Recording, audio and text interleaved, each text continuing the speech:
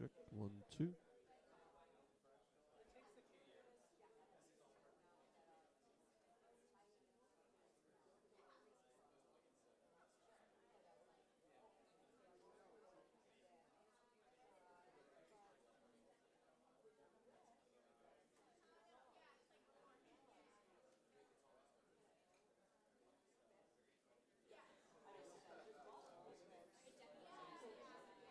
Check 1, 2.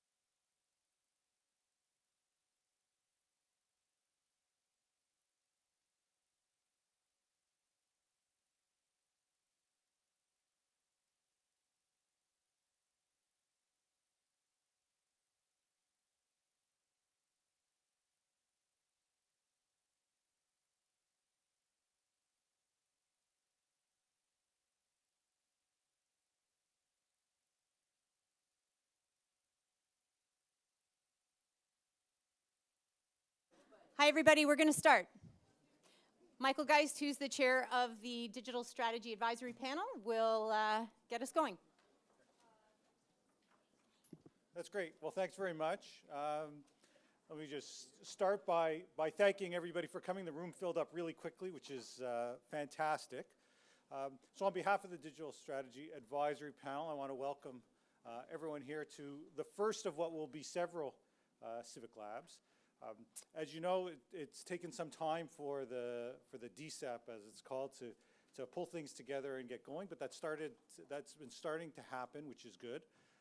And I think a core part of what we wanted to ensure that takes place is to ensure that there is active public engagement and an opportunity for members of the panel, and there are a whole series of them here today, to have the opportunity to hear from experts and those that are interested in some of these issues to engage in that kind of public discussion. And so this is the first of those, and it is by no means the last, but I think I know that I personally really looking forward to a helpful discussion that I think will ultimately make the kind of advice and discussions that the DSAP have even better as well.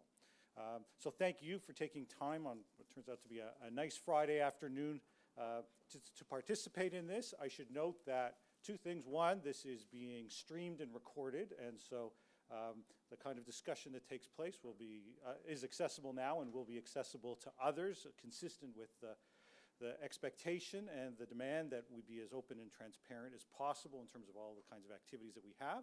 And I should also note, for those that are interested in these processes, that if you followed our recent meeting a week or so ago, there will be soon an advertisement for several new positions to join the panel. And so there are opportunities there, and I'd encourage either you or people within your communities who want to participate in that way, once that comes out, to put their names forward, because the panel is only as good as the members that we have, and we can really benefit from some additional expertise in a number of different areas. So I'm looking forward to today, and with that, I think I'll hand it over to you, Christina. Okay, awesome, thanks. Hi, everybody. My name is Nicole Sullivan, and I'm here as a facilitator today. I might have seen some of you at the October Digital Strategy Advisory Panel, where we did a bit of a presentation on the concept of how we could use the Civic Labs, and had the support of the DSAP and Waterfront Toronto to go with a bit of a different format for them, something that was quite interactive, and something that made a bridge between what the Digital Strategy Advisory Panel has an opportunity to discuss and the public. So we're kind of in between, where we've got outreach to a broad group of folks who are a bit more informed, some of you much more informed, working in this kind of field for years, and many of you who have been raising issues related to the digital future of Quayside. So a little bit about our role. I'm here with my colleague Ian Malcheski, and our firm works only for governments and public agencies, occasionally nonprofits. We don't work for the private sector. And our job is to try and better connect our clients to the constituencies they serve. So in this case, we've been retained by Waterfront Toronto, their constituency, as well as the broader Toronto waterfront. We've had the privilege of working on the waterfront on many issues in the same capacity for probably almost 20 years. Me personally, and our firm for over 10. So it's with great pleasure that we're here, and I also want to note that we don't have an advocacy role. We're not going to advocate for a particular outcome from the projects we work on. We never do. Our job is as process stewards, and we hear from many of you that that's something that would be quite welcome at this stage of the game, so we're very keen to be in the room for that reason. We will do, by Monday, a two-page summary. Obviously, a two-pager will not at all justify the rich discussion I'm sure we're going to have today. But we will get a two-page summary to Waterfront Toronto. They'll take a quick look, and then we're going to get it out to all of you, and you can make sure that it accurately reflects what happened here today. A couple of other things before I get everybody to introduce themselves. At your chair, you will see a blue folder. Just open it up, and in it, you've got on the left the agenda, and on the right, you have some new materials that are sort of a work in progress. Just to review the agenda first, you'll see that we have a series of people presenting. Christina Werner, Vice President, Innovation, Sustainability and Prosperity from Waterfront Toronto. David Stonehouse, Waterfront Secretariat at the City of Toronto.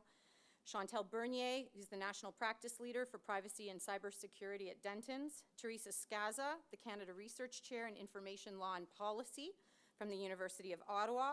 Lawrence Ida, the Deputy Chief Information Officer from the City of Toronto. Pamela Robinson, Associate Dean from the Ryerson University, and then Glenn Campbell, Assistant Deputy Minister, Investments, Partnerships and Innovation from Infrastructure Canada. We're going to get all that done in about an hour. It's a lot of people, not a ton of time each. They know how much time they have. They're not going to go a lot longer because we did want to reserve the next more than hour and a half to discussing with you. And knowing that you're not going to be able to get everything out that you need to get out in this room, I also want to flag that Waterfront Toronto is going to be opening, or has opened, will be receiving anything you want to get from that to give to them in writing. with respect to advice on how they handle some of the digital issues and opportunities emerging related to Quayside. Anything that you want to put in writing, we're putting a deadline of December 21st on that, and I'll show you where you can find more information about it. So on the right side of your pamphlet here, there are 3 very draft info sheets. We appreciate that we are taking general public from maybe a know very little position. I have a smartphone, but I'm not really sure about what the issues are related to it. I have a smart thermostat. All the way through to the experts we have in this room. So what Waterfront Toronto is attempting to do is bridge with the beginning of some materials that explain the basics of the issue and attempt to present them in an objective way. We've given them to you in draft on purpose, and if you have something in here that really does not strike you as being helpful to the public discussion because it doesn't accurately reflect a fair assessment of these topics, then we would like you to get back to us in the next week, because we're going to use them, we're going to fix them and change them, and then use them at the December 8th public roundtable. If you don't have time and you think it's too big an obligation, we're not going to blame it on you if something goes off the tracks. Like, it's more if you want to have a chance to look at how this is being framed, because this is going to be very tough to go from 0 to 100 overnight, and we're going to work on getting people up to speed as fast as possible. So the first one is, what is a smart city? Very basic. And you can take a look at what's got in there with a couple of examples. What's on the back of the first info sheet, I want to flag your attention to get a flavor. It's not a newsletter, to give you a flavor of how these materials will be used. It has some examples of key issues. It also asks people, what do they think? So what issues would you like to see Waterfront Toronto consider as they review the digital proposals related to Quayside? And how do you think Waterfront Toronto can best determine what's in the public interest when dealing with the opportunities and challenges that are associated with smart cities? Those questions don't work for you, use the third one. Any other feedback or advice? And you can provide this feedback by emailing Civic Labs and send your thoughts by December 21st. So again, if you don't have a chance to say what you needed to say today, this is another avenue. We will also provide this avenue to all the members of the public. It'll be online eventually once we've finalized it, and we'll also be sharing them at the December 8th public roundtable. You'll also see just under the questions that in addition to the Civic Lab info sheet series, we've highlighted the wealth of resources that are available in other places. So whether you're Civic Tech Toronto, or Open North, or Sidewalk Labs, or the City of Toronto, or Decode, or Future Cities Canada, or Digital Cities for Digital Rights, et cetera, et cetera, et cetera, we've put those links right into here so that people can look around and decide for themselves if this seems like an objective representation. So if there's something here that again, you think is very important to add, please let us know. So that's a lot of heavy lifting out of the gate, but I wanted to set the stage a bit. Before we jump into it, I'm going to move the mic around the room. I'm going to start over there. So Paul and David are helping us out with the AV. This one working? Wonderful. Okay, I'll get Ian to start us off since you already met him. But just say who you are and what organization you're with so we get a flavor of who's in the room. My name is Ian Malczewski. I'm part of the swearing team helping facilitate the process with Nicole. David Stonehouse with the city's Waterfront Secretariat. I'm Peter McSpadgen with Strategic Planning and Strategic Initiatives with Ontario Centers of Excellence. Nesma Ahmed, Digital Justice Lab. Sadia Muzaffar, Tech Reset Canada. Hi, Scott McKinnon with the Province of Ontario, Ministry of Economic Development, Job Creation and Trade. Amanda Wooters with Ontario's Ministry of Economic Development, Job Creation and Trade. Nabil Ahmed, Toronto Open Smart Cities Forum.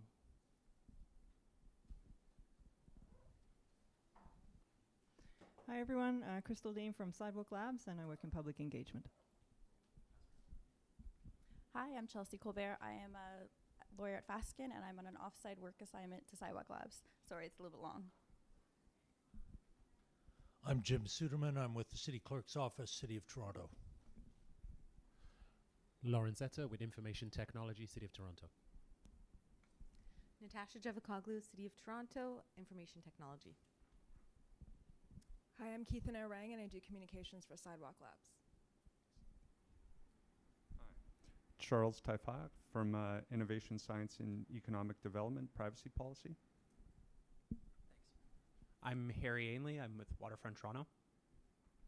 Lewis Marketer with Waterfront Toronto. Nathan Louie with Waterfront Toronto. Andrew Tumulty, Media Relations, Waterfront Toronto. Carol Webb, Communications and Public Engagement, Waterfront Toronto.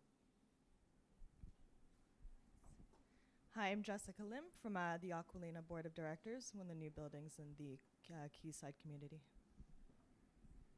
Charles Finley on the Digital Strategy Advisory Committee, also co-founder of Code for Canada, and with IBI Group as well, as a private firm. Sean Tippins, I'm with Infrastructure Canada's Investment Partnerships and Innovation Branch. Jutta Tobranos, I'm the Director of the Inclusive Design Research Center and also a member of the Digital Strategy Advisory Panel. Tim Banks with Innovation LLP, which is a law firm. I'm Alex Lougheed with the Ontario Ministry of Government and Consumer Services, and I'm in the Ontario Digital Service. Teresa Scassa, I'm at the University of Ottawa. Michael Geist, University of Ottawa, and Chair of the Digital Strategy Advisory Panel. Chantal Bernier, Dentons, Council to Waterfront Toronto. Glenn Campbell, Infrastructure Canada. Christina Werner with Waterfront Toronto. Hi, I'm Pamela Robinson. I'm an urban planning prophet at Ryerson, and I'm on the Digital Strategy Advisory Panel. Bianca Wiley with Tech Reset Canada and the Centre for International Governance Innovation. Adam Kardash with Osler, Hoskett and Harcourt. Pam Snively with TELUS Communications. Michael Wolf with Waterfront Toronto. Constantine Carbaliotis with PwC Canada. Michael Noble with the City of Toronto Waterfront Secretariat. Nancy Faraday Smith, Investment Partnerships and Innovation at Infrastructure Canada as well. Lisa Austin, University of Toronto.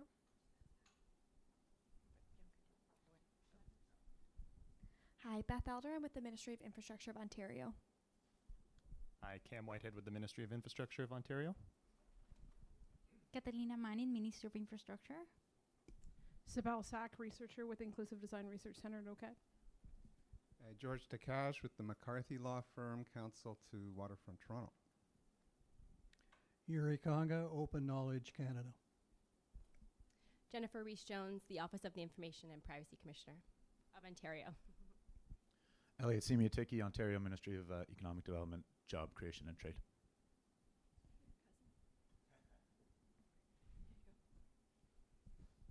Sarah Deschamps, Canadian Press.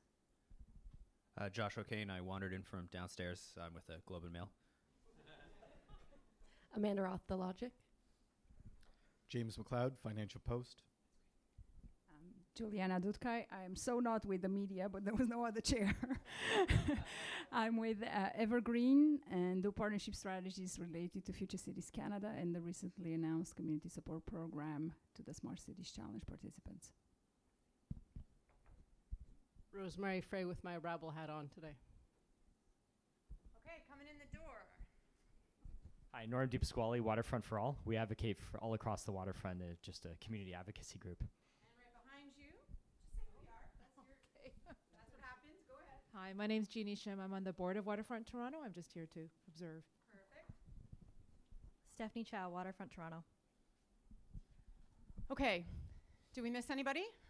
We've got some extra chairs at the back if we need. We do that on purpose when we, for lots of reasons, but whenever you're trying to work in the public interest, both the opportunity and the burden is to try and find common ground among many different perspectives. And it seems to me that that certainly rings true for this case. I just want to flag a couple of things. Some people who have the opportunity to talk about this together on a daily basis, whether that's the Digital Strategy Advisory Panel or some of the folks that work at Waterfront Toronto or Sidewalk, they're here as participants, but you'll probably hear them more listening than talking because they have a venue already to have that conversation. Journalists also, welcome to participate if you want to help in a constructive discussion or whatever opinion you want to bring to it, but also assuming that you're here primarily to listen. And but if you want to mix up, no problem. I think That's it from me for now. We're going to get started with Christina, and then we'll just roll it from there. Thank you, Nicole, and good afternoon, everyone. I wanted to take a few moments before we get started with the content today to set some context. There's a lot of new faces in the room that haven't been with us at any previous Waterfront Toronto events, so I think it's important to tell you a little bit about who we are and how we've gotten to this point in our journey together. Waterfront Toronto is working to revitalize the lands by Lake Ontario, transforming past industrial sites into thriving neighborhoods that support economic vitality and enhance quality of life. Our mandate comes from the three orders of government, which are all here today, and our resources come from both public and private sources. As we work on behalf of Torontonians, Ontarians, and all Canadians, every decision we make is guided by our vision of one vibrant waterfront that belongs to everyone. To ensure that the waterfront realizes its full potential, we're working with partners, from developers to community groups, to infrastructure experts, to lay strong foundations for the area's long-term economic, social, and environmental well-being. The impacts will extend far beyond the lakeside districts where new buildings, parks, and amenities are taking shape today. From flood protection infrastructure to leading-edge green building projects, we're doing innovative work that will enhance the prosperity, sustainability, and resiliency of Canada's largest city and deliver substantial benefits for the millions of people whose lives and livelihoods are connected to it.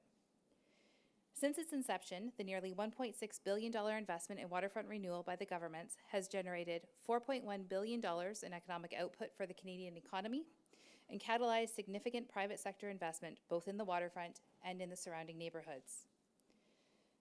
In addition to our more traditional urban revitalization mandate, Waterfront Toronto has also historically had a long commitment to sustainability and innovation.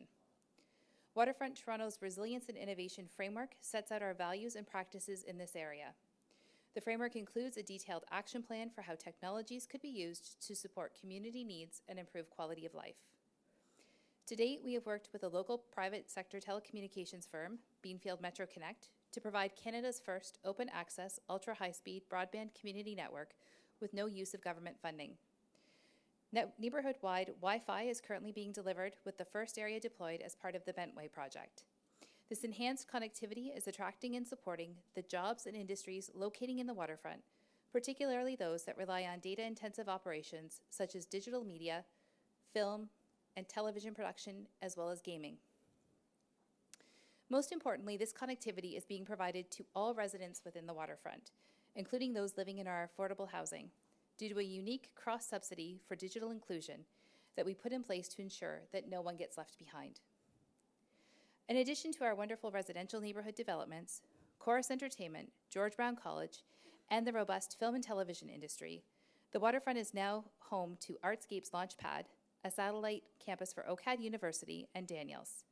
Soon we will see an expanded presence of George Brown College, as well as the Menkes Waterfront Innovation Center, with WPP and Mars as anchor tenants in the building. The East Bayfront is emerging as our innovation corridor, which leads us to Quayside. Quayside is a 12-acre parcel in the East Bayfront neighborhood, which is largely owned by Waterfront Toronto. There is a small portion of city-owned and private land as well. Given this unique attribute, we saw Quayside as an opportunity to advance our ambitious sustainability and innovation mandates. After a year of market sounding, speaking to over 50 companies across all sectors of industry, construction, traditional development, pension funds, incubators, venture capitalists, technology, infrastructure, utilities, mobility, and so on, we released a request for proposal on March 17, 2017, to find what we called an innovation and funding partner. The RFP process was overseen by a steering committee consisting of senior executives of Waterfront Toronto and external subject matter experts, as well as a fairness advisor. External subject matter experts such as KPMG, Arup, and the Canadian Urban Institute provided assistance throughout the process. We received 6 submissions across a diversity of industries, with both national and international participation.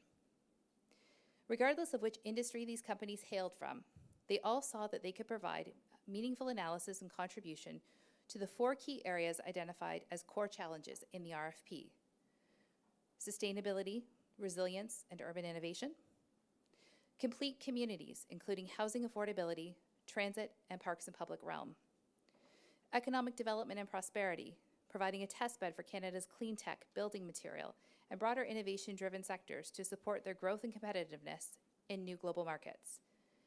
Partnership and investment, developing a new partnership model that ensures a solid financial foundation, managing financial risk, and securing revenue that funds future phases of waterfront revitalization.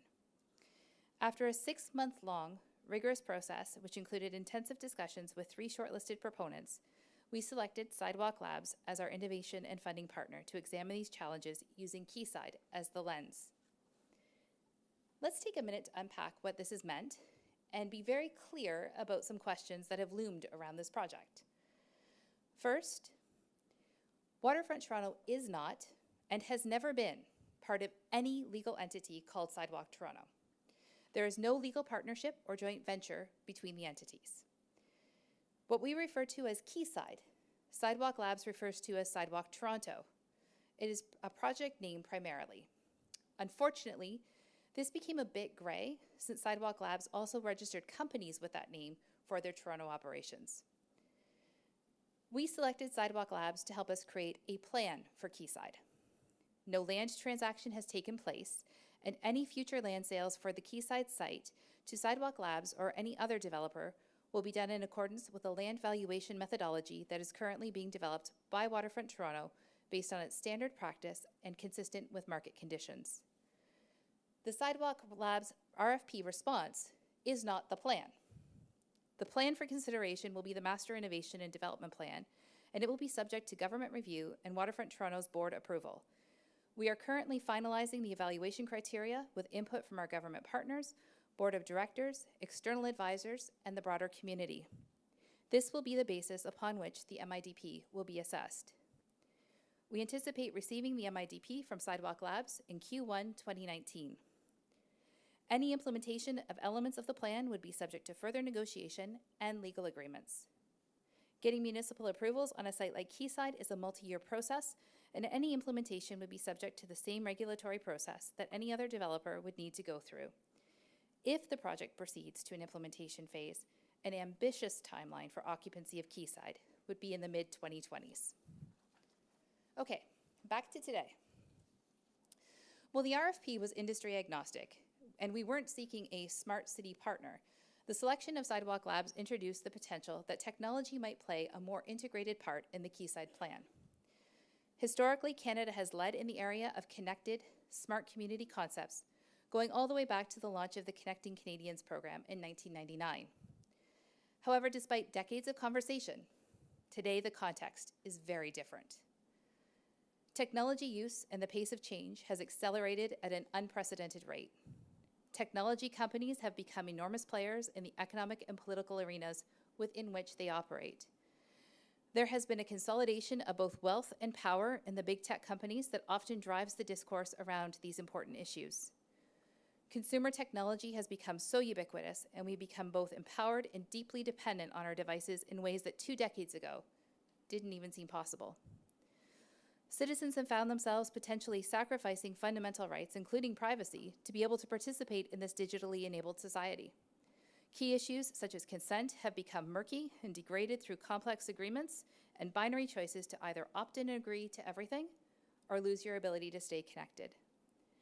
Many users simply feel helpless around these issues, as though the ship has already sailed. However, I and at Waterfront Toronto, we firmly believe that this is not the default position that we should be taking when we look at the future of Quayside or the waterfront. We need to do better than the status quo. Consent must be meaningful. Privacy must be protected, and no one should ever feel like they aren't welcome in the community if they haven't fully embraced technology. From a smart city context, the opportunities and risks have never been greater. Now through Quayside, the global conversation has come to Toronto, garnering incredible media and civic interest.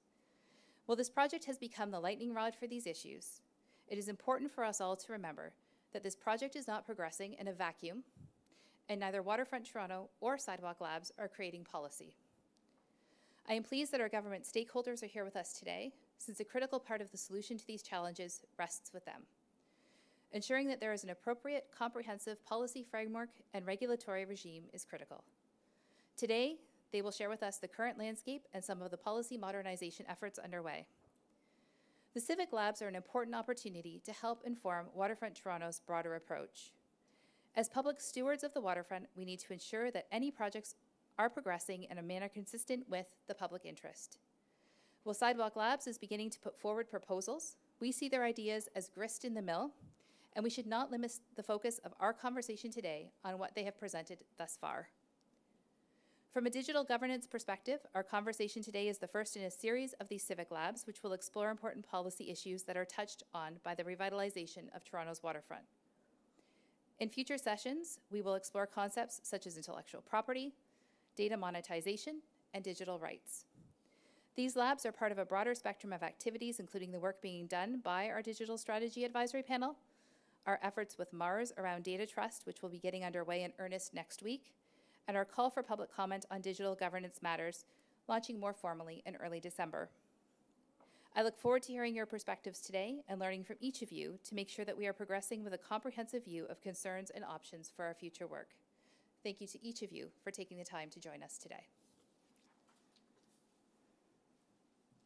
Okay, I'm expecting eventually we're going to have questions, but if we interrupt that after every speaker, we're not going to get through. So let's make sure everybody gets up here, and then if you've got a question, just make a note, and we'll have plenty of time to make sure we make around the room. David Stonehouse, City of Toronto, Waterfront Secretariat. Hi, I've been asked to speak for a couple minutes, 3 minutes perhaps, about the city's role in this. First and foremost, the city is a partner in waterfront revitalization with the Government of Canada and the Government of Ontario. And for those in the room, you can look out the windows to the east and the windows to the south, and you can see the West Don Lands taking shape, you can see the East Bayfront taking shape, and you can see the Portland's flood protection project under construction. It's very exciting to be at this level in the city and to look out on our collective work. In terms of Quayside specifically, our role at present is a role of assisting Waterfront Toronto in the development of the MIDP. The other levels of the government are involved as well, and at the city, many divisions have been engaged. Our objective is to make sure that the MIDP, or to help make sure that the MIDP reflects existing city policies and regulations. Eventually, with the release of the MIDP, city staff will undertake a round of public consultation, and if the MIDP comes in Q1, perhaps that round of consultation would happen in Q2. City staff will comprehensively review the MIDP. Many divisions will be involved in that, and we will draft a staff report for consideration by a city committee and by city council. Perhaps if the MIDP is delivered in Q1, then by Q3 of next year. The staff report will include a review of the required regulatory approvals that will be needed for future implementation, and it will certainly comment on the digital issues later. Without speculating, I think it's safe to say, that, as Christina has said, that there will be numerous city council approvals required to move forward with anything, whether they be land use approvals, building approvals, approvals associated with the use of city land, with the provision of city infrastructure, etc. Just want to conclude by recognizing a number of colleagues here. I won't name them all, but Lauren Setta will speak for a few minutes from our CIO's office, and also the government colleagues that we work with in Ottawa and at Queen's Park. Obviously, thanks to the citizens and the people that are here really on their own time as well. Chantel. I won't reintroduce everybody. You can remember from last time, right? When I went through them all. It's on your agenda too. Thank you, Nicole, and good afternoon, everyone. So I have 10 minutes. In fact, because I do believe in privacy and technology, I'm going to have my Apple Watch tell me when I have to get off the stage. So I have 10 minutes essentially to give you an overview of the applicable privacy law. Thankfully, I have been able to stand on the shoulders of titans. The Office of the Information Privacy Commissioner of Ontario has published an excellent paper that summarizes it, and obviously I will echo that paper, Also, you may have seen the open letter from the Privacy and Information Commissioners across Canada to the Minister of Infrastructure in April 2018, where they did also highlight the privacy issues relating to smart cities and therefore the protections they wanted to see afforded to that. I'd like to set the stage essentially by quoting the Information Privacy Commissioner of Ontario, who says, "Privacy is not a barrier to smart cities, but they require robust privacy protections." So why don't we look at what we have to build upon to meet that test? What we have to build upon is, first of all, a very strong foundation, which is the constitutional recognition in Canada of the right to privacy. It's a human right. It's a fundamental right. You cannot skirt with it, and you cannot alienate it.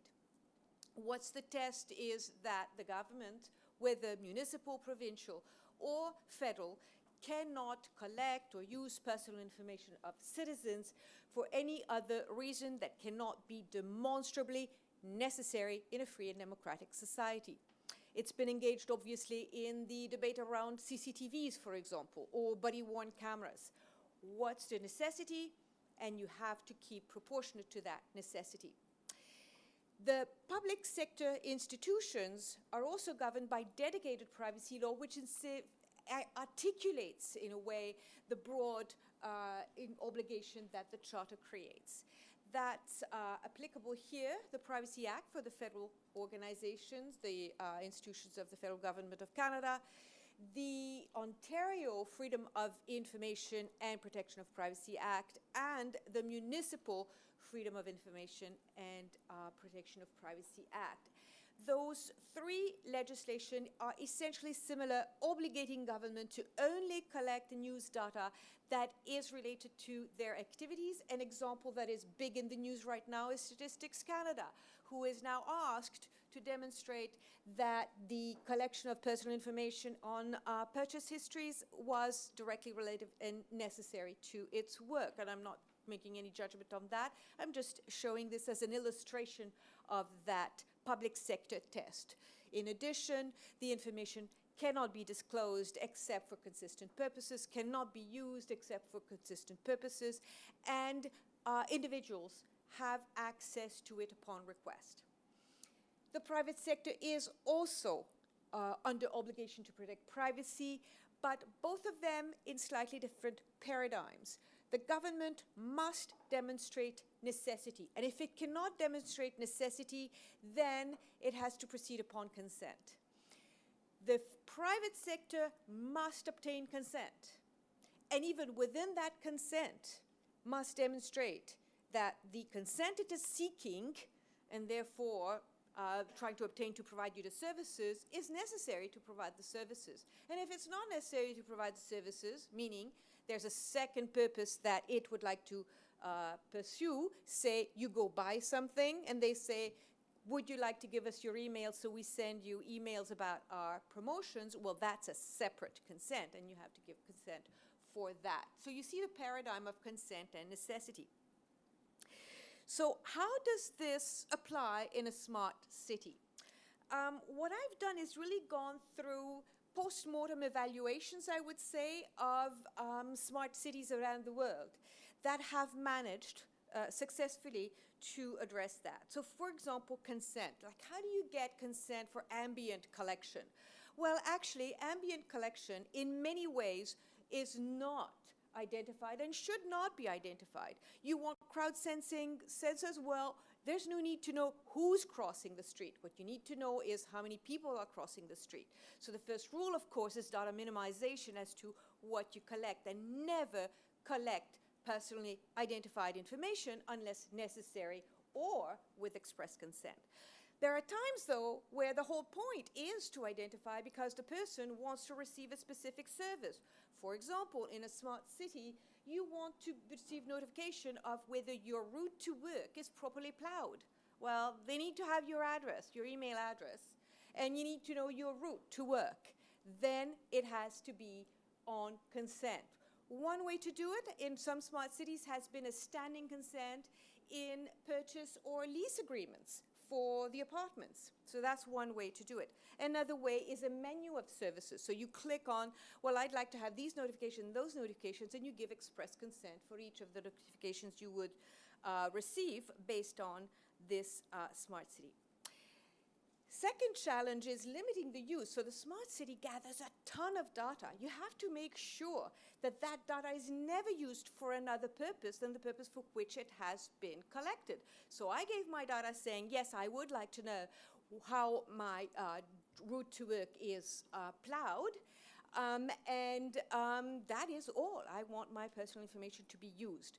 How do you make sure that you contain that? Well, obviously, you need proper rules, proper agreements, you need protocols, you need limited access with controls, audit trails, and therefore secure the consistency of use. A third challenge is how do you make sure that you do not have a sharing among all of the institutions and therefore I would say, a slippage, a slippery slope, or a departure for initial use. So, for example, you have all the smart meters that will ensure you are only billed for the amount of energy you consume.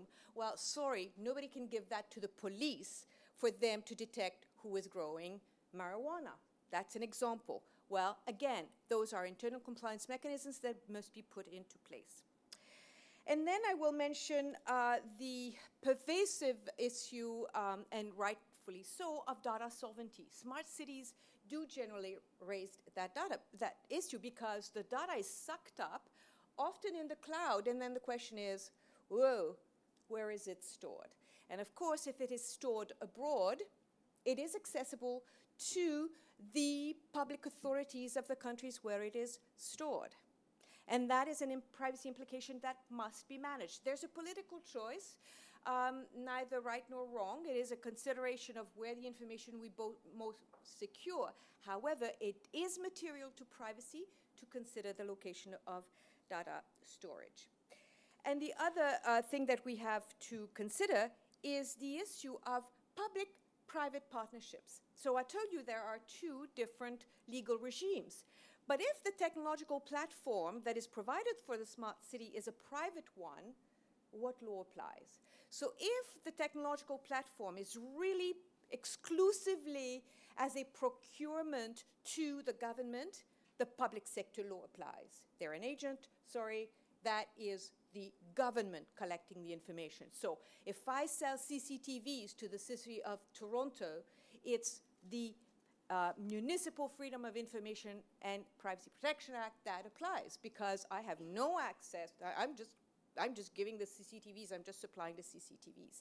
If, on the other hand, the deal is that the private partner does collect some personal information for its own uses, well, then private sector privacy law applies, and that's where you really need a very robust data governance framework, and the term data trust has been used. I've had a conversation with Lisa and Teresa just before as to whether it's a misnomer or not, but the point is that is the word that has been used to describe very strict protocols that essentially provide an oversight above the partnership to ensure that privacy law is respected. Now, what if all this goes wrong? Well, we are not deprived of recourses. Our recourses include, let's start with the ones that are free. You can actually go to the privacy commissioners here in Ontario, the Information and Privacy Commissioner, or the Privacy Commissioner of Canada, depending on who is competent because of the law that is engaged, and actually file a complaint, and they will investigate. And, okay, I admit I may be biased because I was at the Office of Privacy Commissioner for nearly 6 years in Canada, and I have a lot of respect for my former colleagues, provincial and federal. But the fact is, I certainly have seen them being both very courageous and very effective, and they are still to this day. So I trust that investigations can bring changes because I've seen those changes being brought even with tech giants that have changed their privacy practices worldwide thanks to the Canadian regulator.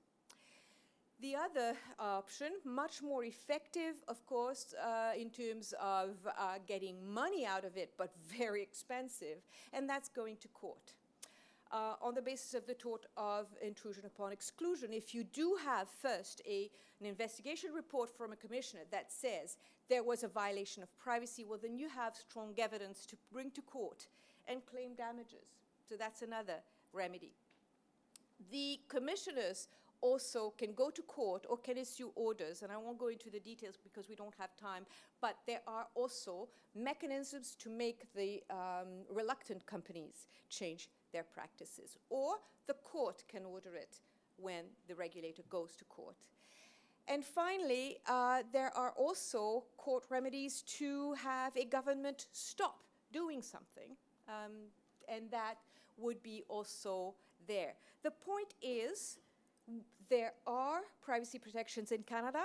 It is not a free-for-all, and any smart city is subject to those privacy protections.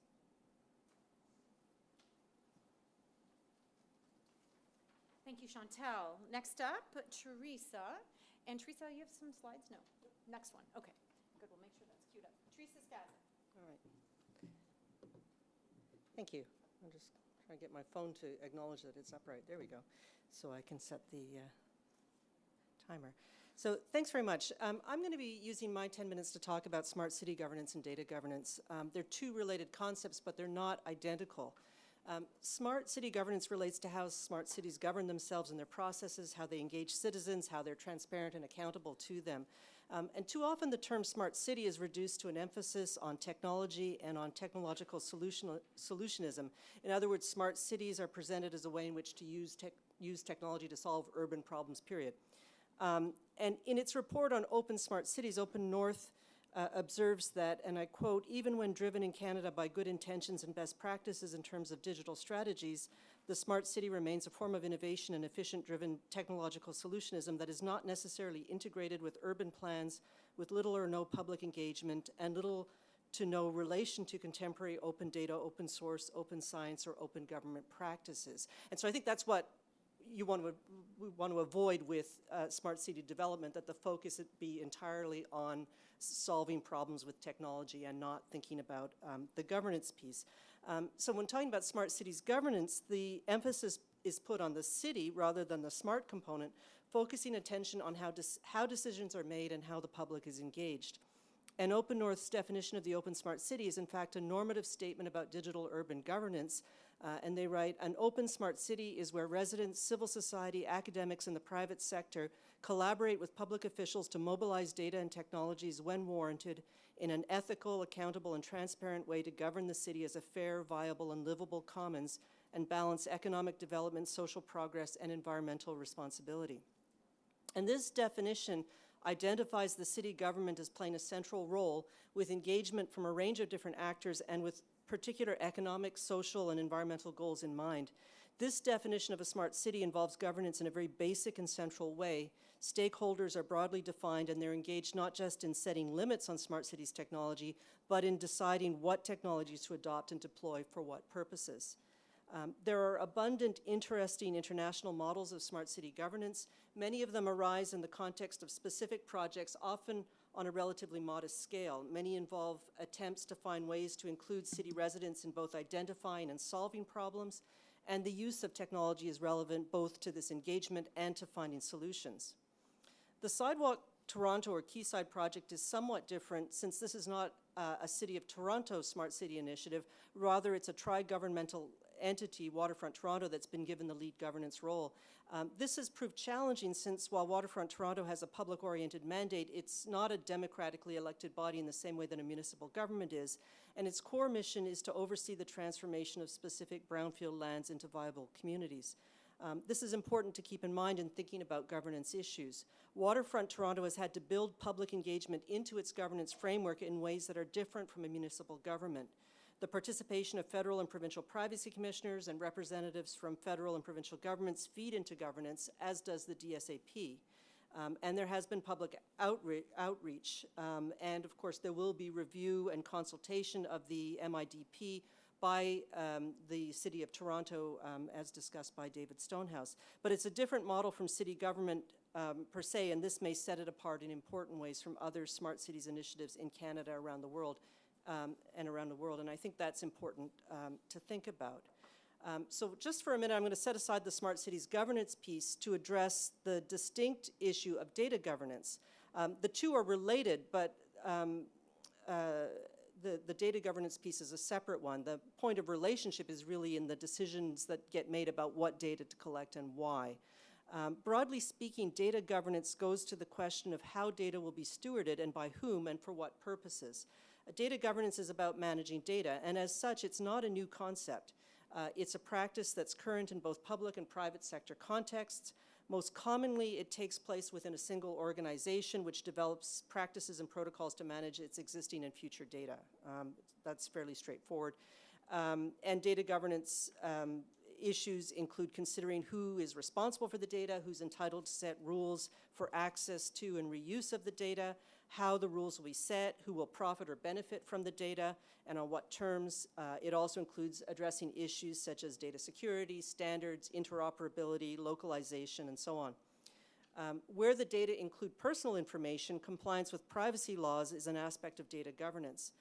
But governance is not limited to compliance. For example, an organization may adopt higher standards than those required by privacy law for the protection of personal information, or it may develop novel approaches to managing and protecting personal information. And so there are many different data governance models. Some, particularly in the public sector, are shaped by legislation, regulations, and government policies. Others may be structured by internal policies, standards, industry practice, and private law instruments such as contracts or trusts. As the term is commonly used, data governance does not necessarily implicate citizen involvement or participation in the same way as smart city governance does. It's the city part of smart city governance that brings into focus the democratic principles of transparency, accountability, engagement, and so on. However, where there's a public sector dimension to the collection or control of data, then public sector laws, including those relating to transparency and accountability, apply. With the rise of the data economy, data sharing is becoming an important activity for both public and private sector actors. As a result, new models of data governance are needed to facilitate data sharing. And I think this is an important thing to consider, that we've been doing data governance for a long time just within organizations internally, and now we're talking about where we have a lot of data and it makes sense to share it with others. There are many different benefits that flow from data sharing. It may be carried out for financial gain. It may be done to foster innovation, enable new insights, stimulate the economy, increase transparency, solve thorny problems, and so on. There are also different possible beneficiaries. Data may be shared amongst a group of entities, each of which will find advantages in the mutual pooling of their data, or it may be shared broadly in the hope of generating new data-based solutions to existing problems. In some cases, data sharing has a profit motive. The diversity of actors, beneficiaries, and motivations makes it necessary to find multiple diverse and flexible frameworks and principles to guide data sharing arrangements. Open government data regimes are an important example of a data governance model for data sharing, and it's one that we've invested in this country a lot of time and energy since really around 2012. In developing, many governments have decided that opening government data is a significant public policy goal, and they've done a tremendous amount of work to create the infrastructure, not just for sharing the data, but for doing it in a useful, accessible, and appropriate manner. It means the development of standards for data and metadata, the development of portals and search functions. It's meant paying attention to issues of operability. It's required governments to consider how best to provide how best to protect privacy and confidential information in the data shared, to deal with security issues as well in data sharing. And once open, the sharing frameworks are relatively straightforward when you're talking about open government data.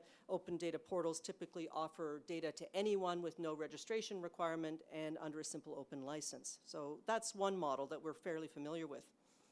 Governments are not the only ones developing open data portals. Research institutions are increasingly searching for ways in which to publicly share their research outputs, including publications as well as data. Some research data infrastructures support sharing, but not necessarily on fully open terms. So in those contexts, you see other mechanisms being introduced in order to manage the data and to share the data, and it may require people to apply for access to the data. It may mean setting differential levels of access. It may mean charging fees in some cases and not in others. And so you start to see, you may have ethics considerations, you start to see a different sharing framework. The concept of a data trust has also received considerable attention as a means of data sharing. The term data trust is now so widely and freely used that it doesn't have a precise meaning. The Open Data Institute has identified at least 5 different concepts of a data trust, and they provide examples for each of them. And just very briefly, they talk about a data trust as a repeatable framework of terms and mechanisms, a mutual organization, a legal structure, a store of data, public oversight of data access. So there are a lot of different potential models. I'm going to be putting links to things I refer to. I'm going to post, once I tidy up my notes, I'm going to put them on my blog, and I'll have links to these things. The diversity of data trusts means that there are a growing number of models to study and consider. However, it also makes it a little dangerous to talk about a data trust as if it has a precise meaning. With data so-called trusts, the devil is very much in the details. So what Sidewalk Labs is proposing is a particular vision of a data trust as a data governance model for data sharing in a smart cities development, and it's admittedly a work in progress. It has some fairly particular characteristics. For example, not only is it a framework to set the parameters for sharing the urban data collected through the project, it also contemplates providing governance for new proposals to engage in the collection of new kinds, categories, or volumes of data. And so there's a lot to think about in what's being proposed, and certainly no time to talk about it here. So all I'd like to say is that in thinking about the proposed data trust in this context, some questions I would suggest considering are, first of all, what's the relationship between the proposed trust and the vision for smart city governance? In other words, to what extent is the public and or private sector are the public and private sector decision makers engaged in determining what data will be governed by the trust on what terms for whose benefit and so on. Secondly, a data governance model does not make up for robust smart city governance up front in identifying the problems to be solved, the data to be collected in order to solve them, and so on. And if this piece is missing, then the discussion about the trust may involve really discussing the governance of data around which there's no group consensus or input as to its collection or use. And so I think that's also important to think about on how to address or deal with those issues. A data governance model can be created for the data of a single entity, for example, an open government portal for government data or a data governance framework for a corporation. But it can also be developed to facilitate data sharing between entities or even between a group of entities and a broader public. So an important question in the Sidewalk Toronto context is, what model is this? Is it Sidewalk Labs data that's being shared, or is it a combination of public and private sector data? Who has custody, control, or ownership of the data, and what will be governed by the governance model? And finally, data governance is crucial with respect to all data held by an entity. If the data governance model under consideration only deals with a subset of data, and this refers to the subset of urban data, there has to be some form of data governance for the larger set. What is that, and who determines its parameters? So those are just a few questions I'll leave you with. Thanks very much.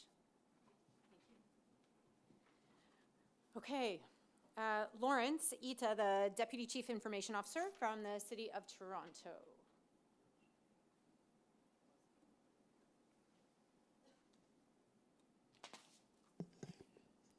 Thank you.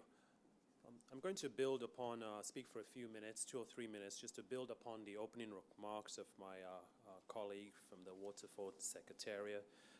Thank you very much, David, for kicking things off. And also just to focus my comments on the Quayside project and the data governance topics that have arisen. The city's CIO, the Chief Information Officer for the City of Toronto, is part of the interdivisional city staff working on this initiative. Examples of how we are contributing and providing some leadership includes the open data team is meeting with Sidewalk Labs to review their questions on open data processes, establishing key meetings to discuss and document packages that outlines the city's private impact assessment policy and processes, working with the city stakeholders in our legal and our city clerk's office on the privacy and information management of the MIDP. In addition, we are collaborating with the Waterfront Secretarial to inform them of the information data governance policies, procedures in use of the city, and in an advisory role to the Waterfront Secretarial to establish a strategy that meets the digital interest and goals set out by our council. The city, like other organizations, certainly government organizations, must develop policies that adhere to the provincial and federal laws. Some examples of this: the Personal Information Protection and Electronic Documents Act, known as PIPEDA, which governs how commercial organizations must manage personal information of Canadians. The Municipal Freedom of Information and Protection of Privacy Act, reflected in policies such as the Protection of Privacy policy, the Privacy Impact Assessment policy, and the City of Toronto Act of 2006, which reflects in it policies such as the Information Management Accountability Policy. The reason of stating this is that we're not starting from a ground zero. It's very important to note that within government of our responsibilities and accountability, when reviewing the requirements for the different data categories being presented in this project, outlined in the Sidewalk Lab's data governance proposal, and I'm going to speak to three data types that has been discussed or expressed. Number one, the urban data type 1, where data is collected in the public realm. It is our expectation in the city that Sidewalk will work closely with the city to understand the governance and requirements for this type of collection, especially if integration is going to exist with city services as is expected. The next is the urban data type 2, which is data collected in privately owned spaces that are publicly accessible, which will require engagement from all levels of government. The third is the urban type data type 3, which is data collected via devices in private spaces, which will also require engagement from all levels of government.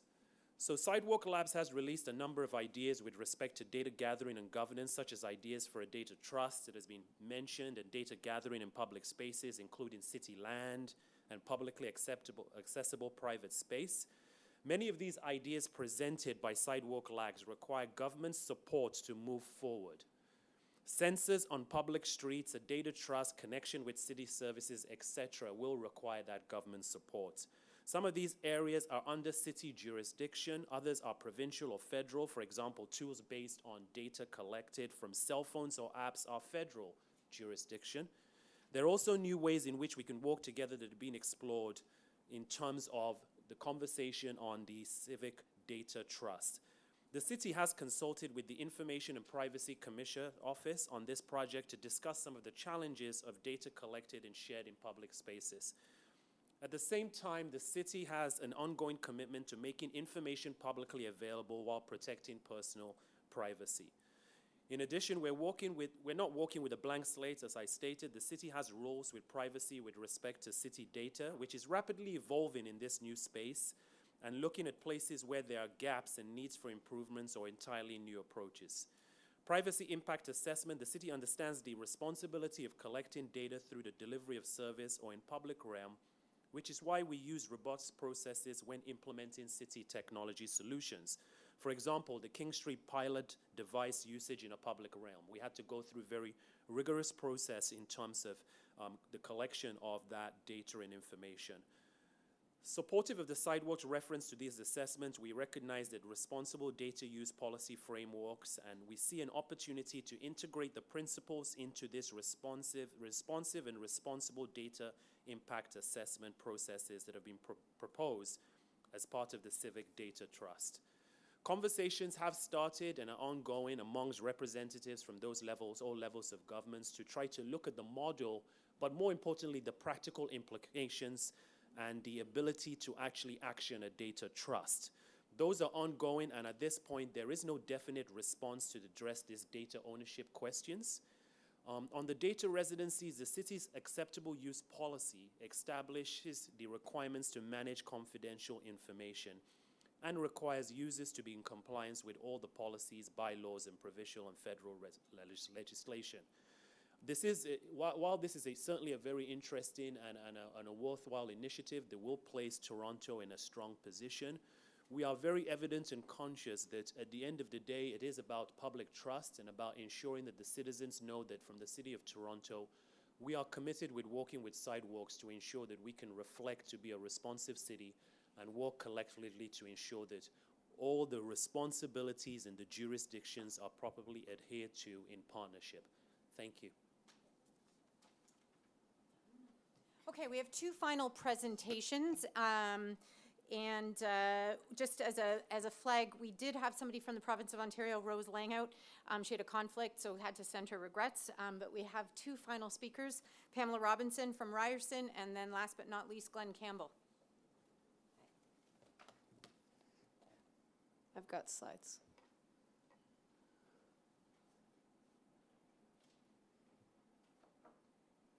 Can you guys, okay, great.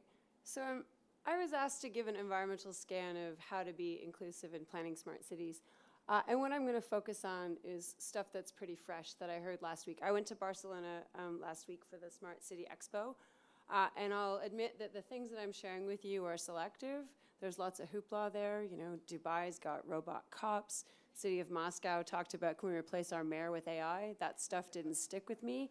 So I'm going to share three quotes that really, they've haunted me in the best of ways. And the first one comes, wait, can you go back? I don't know who's changing my slide.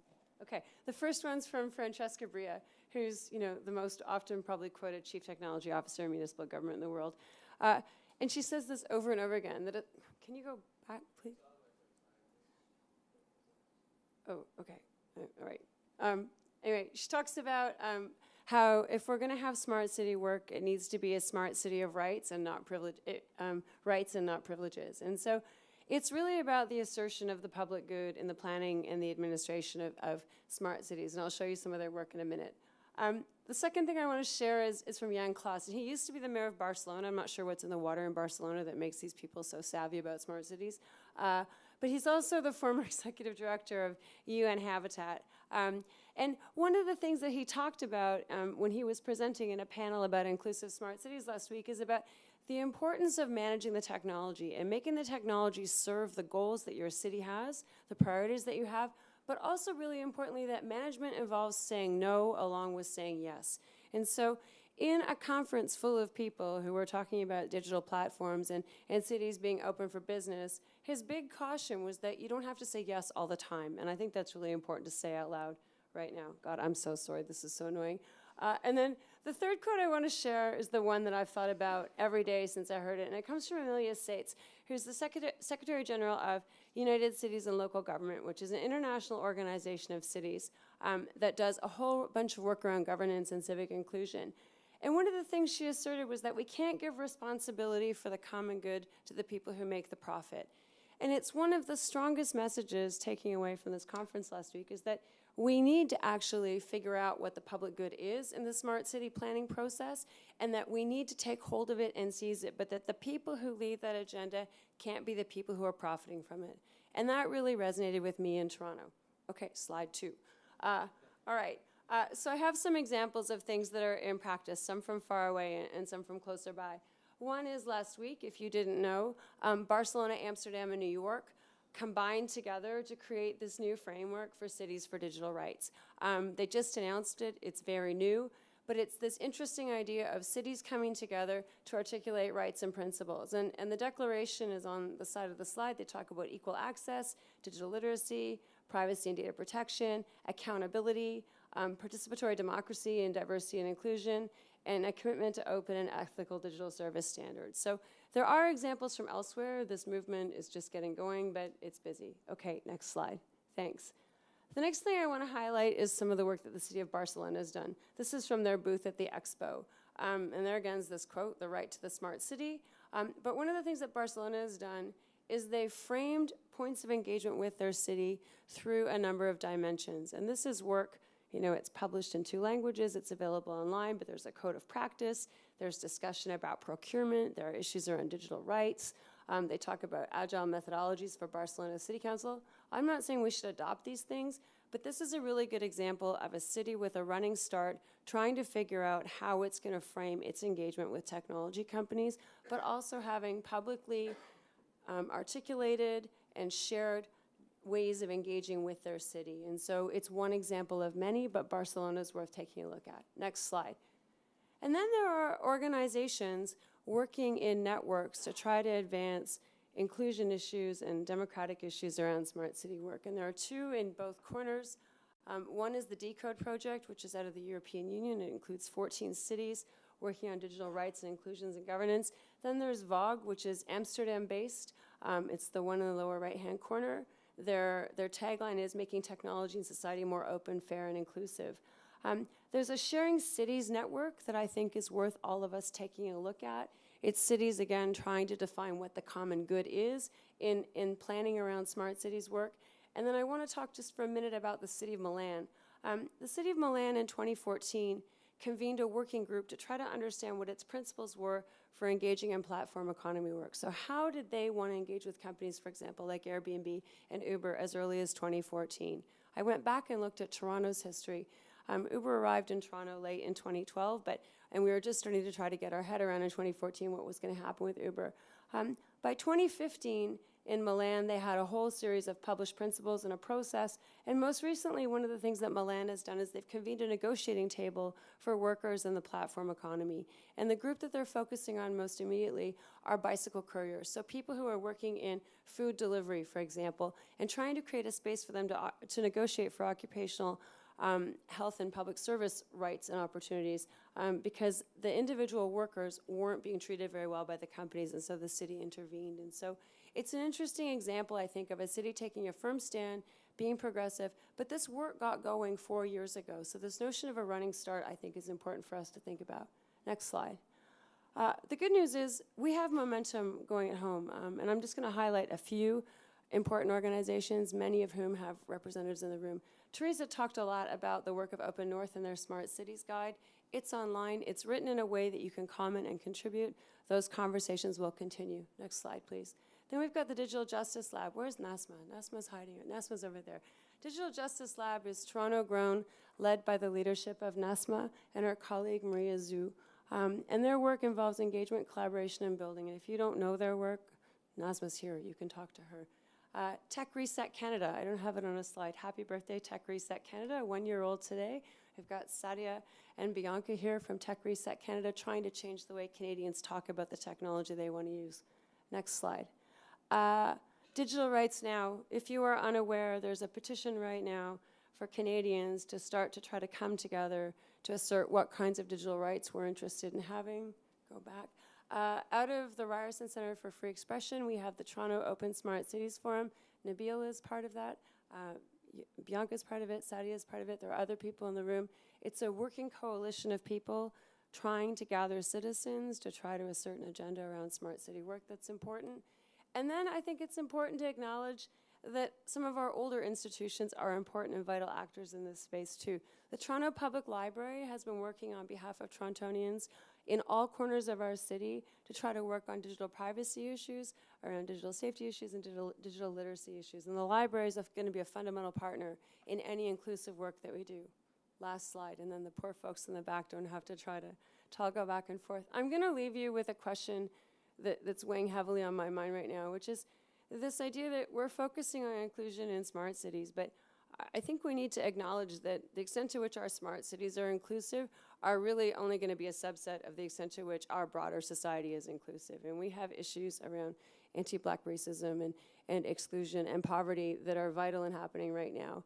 And one of the things as a planner that's weighing heavily on me when I think about the delivery of the Master Innovation Development Plan and the work that's going to follow is that that plan is going to need a public conversation. But that public conversation is going to be unfolding at the same time, for example, that the provincial government is dismantling our social services and social support systems. And so there's this really interesting ethical tension, I think, around what do we need to talk about, who do we need to talk about it with, where are those people, and how do we get to them, but also is it fair to ask them to focus on this when they're deeply involved, quite frankly, in fights of their lives that involve basic existence and subsistence. So I don't want to end on a downer, but I just came from this conference with 22,000 people who were like, rah, rah, smart cities.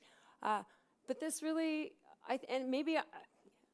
there's a lot of kind of techno-positivism that happens in smart city conferences, but I think we need to really think about what we can do with technology, but also what's the bigger work that we need to do where the technology lands in the communities where we live. Thank you. Glenn Campbell from Investments, Partnerships and Innovation Infrastructure Canada. Thank you. Speaking of technology, I'm going to try here. So a nice segue about inclusive infrastructure. I had spoken yesterday, I moderated a panel in Ottawa at the Gender-Based Analysis Plus Forum, really bringing together community and civic leaders to talk about how can we make infrastructure across the country more inclusive, and I can see it playing out here again today. A lot of speakers up until now, maybe I'll mention a joke. I'm sitting here at the table, clash of my own histories in the Globe and Mail building and talking about Waterfront. I delivered papers when I was a kid of the Globe and Mail, and I was married on the Toronto waterfront. So even though I live in Ottawa, this means a lot to me. Happy to be here to provide some insights into the broader federal perspective and activities around digital and data governance. Waterfront, as you know, is a unique entity in Canada, in fact in the world, as it allows 3 orders of government to cooperate. The Minister of Infrastructure and Communities is designated Minister federally for Waterfront, but we in my office, and a few of us are here today, Nancy and Sean, are really the portal into the broader federal universe. Beyond my team, I'm joined here today by Charles Tallifer, Director of Privacy and Data Protection Marketplace Framework at ISED. We really do try to cooperate horizontally. Let me start by highlighting that issues surrounding digital and data governance are not unique to the Quayside context. They permeate many aspects of the digital economy across Canada and the globe. At the national level, the Government of Canada has been very present and actively engaging on questions of digital and data governance. To illustrate, let me share just a quick overview of 2 digital strategy initiatives underway. First, in the Treasury Board for the Government of Canada itself, as well as Innovation, Science and Economic Development Canada, or ISED, both of which involve significant public input and engagement. I'll then briefly describe some of Infrastructure Canada's interest in fostering innovation in infrastructure through technology and smart communities. Within the federal government, there is an internal exercise underway at the Treasury Board Secretariat to transform the delivery of government's digital services to the benefit of citizens. An important part of this transformation is getting the government's own house in order in terms of how it approaches digital and data governance. And I think one of those issues was mentioned, I think Chantel a little bit earlier. There's a lot of issues playing out in the federal space. To guide this approach, an overarching digital policy is being developed by Canada's Chief Information Officer in consultation with Canadians. The digital policy will set out how the government manages service delivery, information and data and technology, as well as components of cybersecurity. Out of the latest digital policy consultation process came an understanding of the need to strike a balance approach that allows for iteration, flexibility, and openness, and respect for privacy and security. As the Chief Information Officer has stated, Alex Benet, adopting the use of cutting-edge technology doesn't mean this comes at the expense of our protecting Canadians. It's all about finding the right balance between innovation and the application of technology within a strong ethical framework. This sums up well how the Government of Canada intends to approach the transformation of its own digital services to Canadians. Those interested in following developments and joining the discussion can go to open.canada.ca. Whereas the first example is more internal to government, ISED is engaging on data governance questions from a broader innovation and competitiveness perspective. In the context of a competitive data-driven economy, it's not surprising that business and individuals want to engage in specific discussions on questions of privacy and trust, and they have. In February 2018, the House of Commons Standing Committee on Access to Information, Privacy and Ethics tabled its review of the Personal Information Protection and Electronic Documents Act, or PIPEDA. The committee held 16 public meetings and heard from 68 witnesses, including privacy experts and representatives from government and private sector organizations. The committee also received 12 briefs on this topic, many of you, I'm sure, in this room. The committee's recommendations reflected key areas of focus from privacy stakeholders, such as consent, individual rights, and the powers of the Privacy Commissioner of Canada to enforce PIPEDA. In its response to the report, the government stressed the importance of maintaining a balance between growing a strong digital economy and safeguarding the privacy and maintaining trust of Canadians. It acknowledged that while PIPEDA is still supported by many stakeholders, it may not be sufficient to meet the challenges of a data-driven economy. It also stressed the need for dialogue and consultations with Canadians on these questions. To that end, ISED launched national consultations on data and digital transformation in June 2018. I'm aware that some of you participated in the dedicated privacy and trust session held here in Toronto this fall.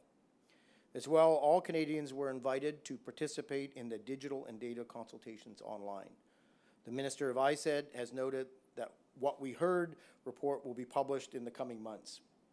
He also signaled that the results of these consultations will guide future legislative changes related to privacy as well as other marketplace framework policy. In general terms, the feedback ISED received shows that public trust must play a central role if Canada is to leverage digital and data-driven technologies to position itself as a leader in the innovation-based economy. The feedback also shows a certain level of anxiety among Canadians who need further efforts to more openly trust and adopt digital services and technologies. So there are tensions.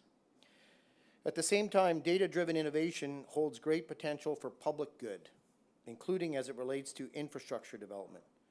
Take smart cities approaches, for example, as we just talked about with Pamela. As many of you know, Infrastructure Canada is contributing to the development of community-driven smart city solutions to improve the lives of Canadians. Through our Smart Cities Challenge, Infrastructure Canada is creating an opportunity to scale and drive innovation across the country with the aim of spreading the benefits of smart cities solutions to all Canadians. Infrastructure Canada is also enriching its own understanding of concerns related to the privacy of data being leveraged by communities. In the context of the Smart Cities Challenge, departmental officials have worked with all federal, provincial, and territorial privacy commissioners to develop privacy guidance for finalists in the competition.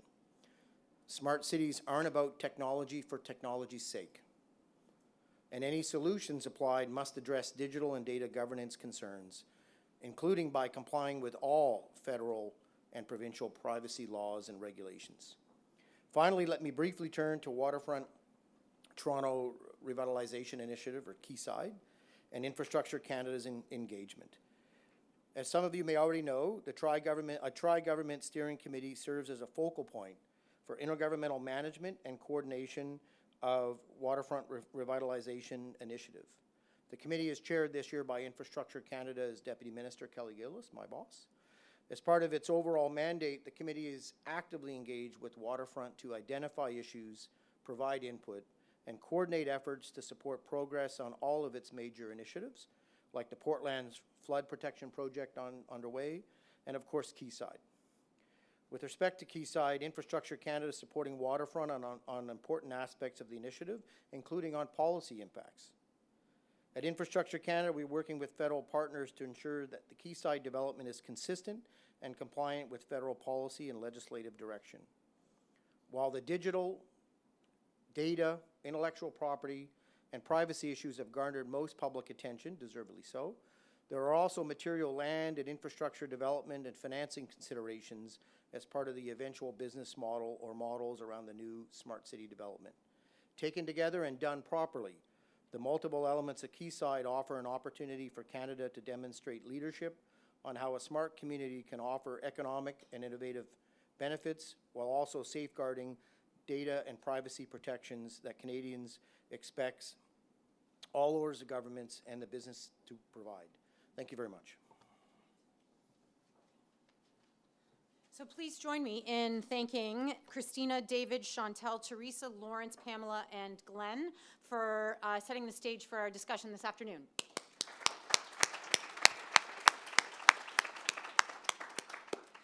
I think in getting ready for today, we also thought that every single one of you could probably had 10 minutes or 2 hours or longer, given that we have such a wealth of experience and insight in the room. So while we move to sort of the working portion of our meeting to engage everybody, we've got about an hour and a half to do that. I'm going to suggest that we take about 15 minutes for some questions of clarification.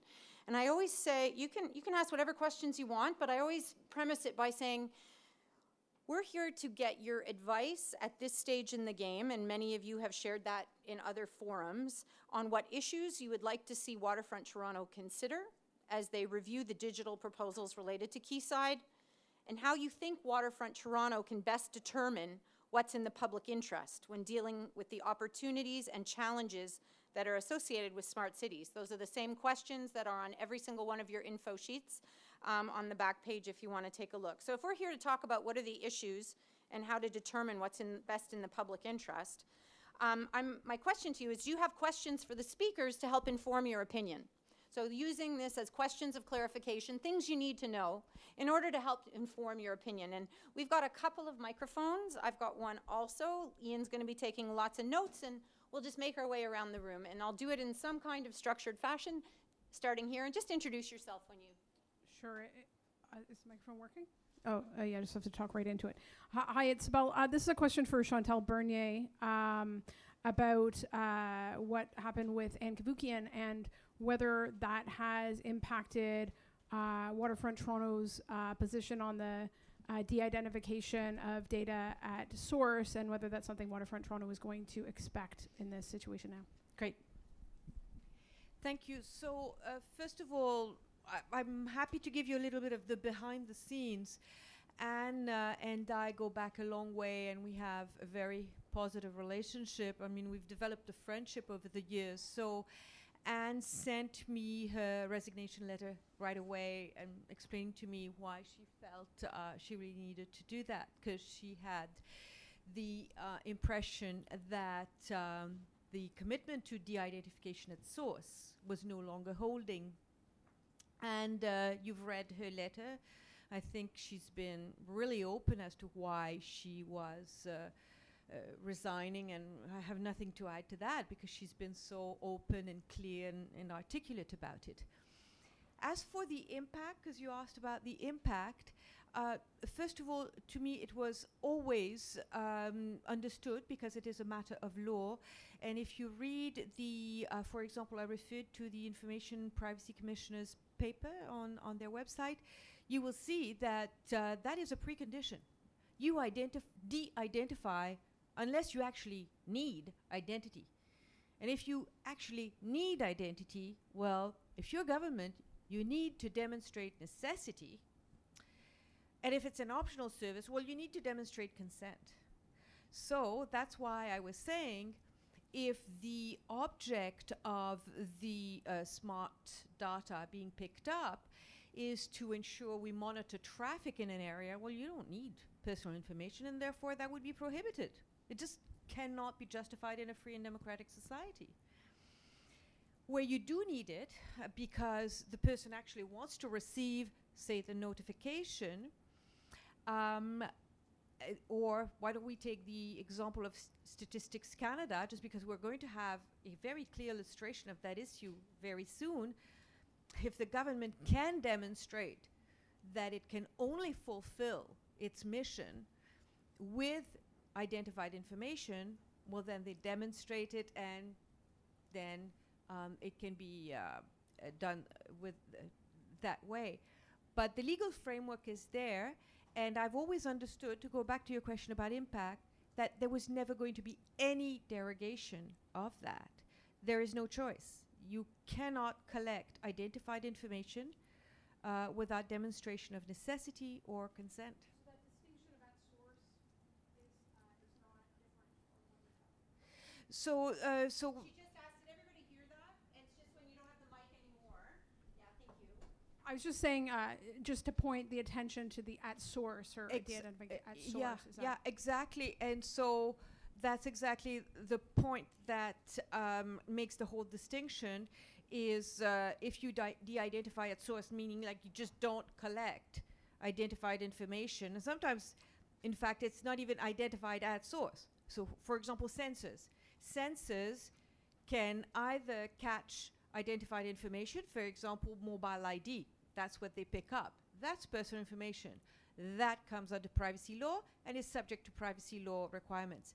But if it's just actual movement, then you don't need any personal information at all. So then it's not even a question, it's not even identified at source.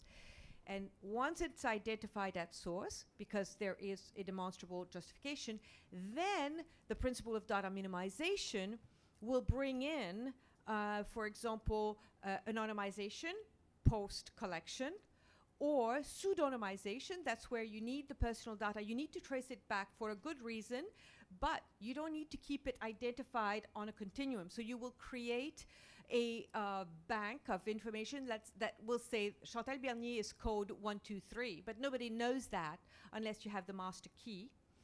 And the final one, of course, is where you actually have a continuum. For example, the government knows exactly what my income tax is, and they have a continuum, but that's because it's justified.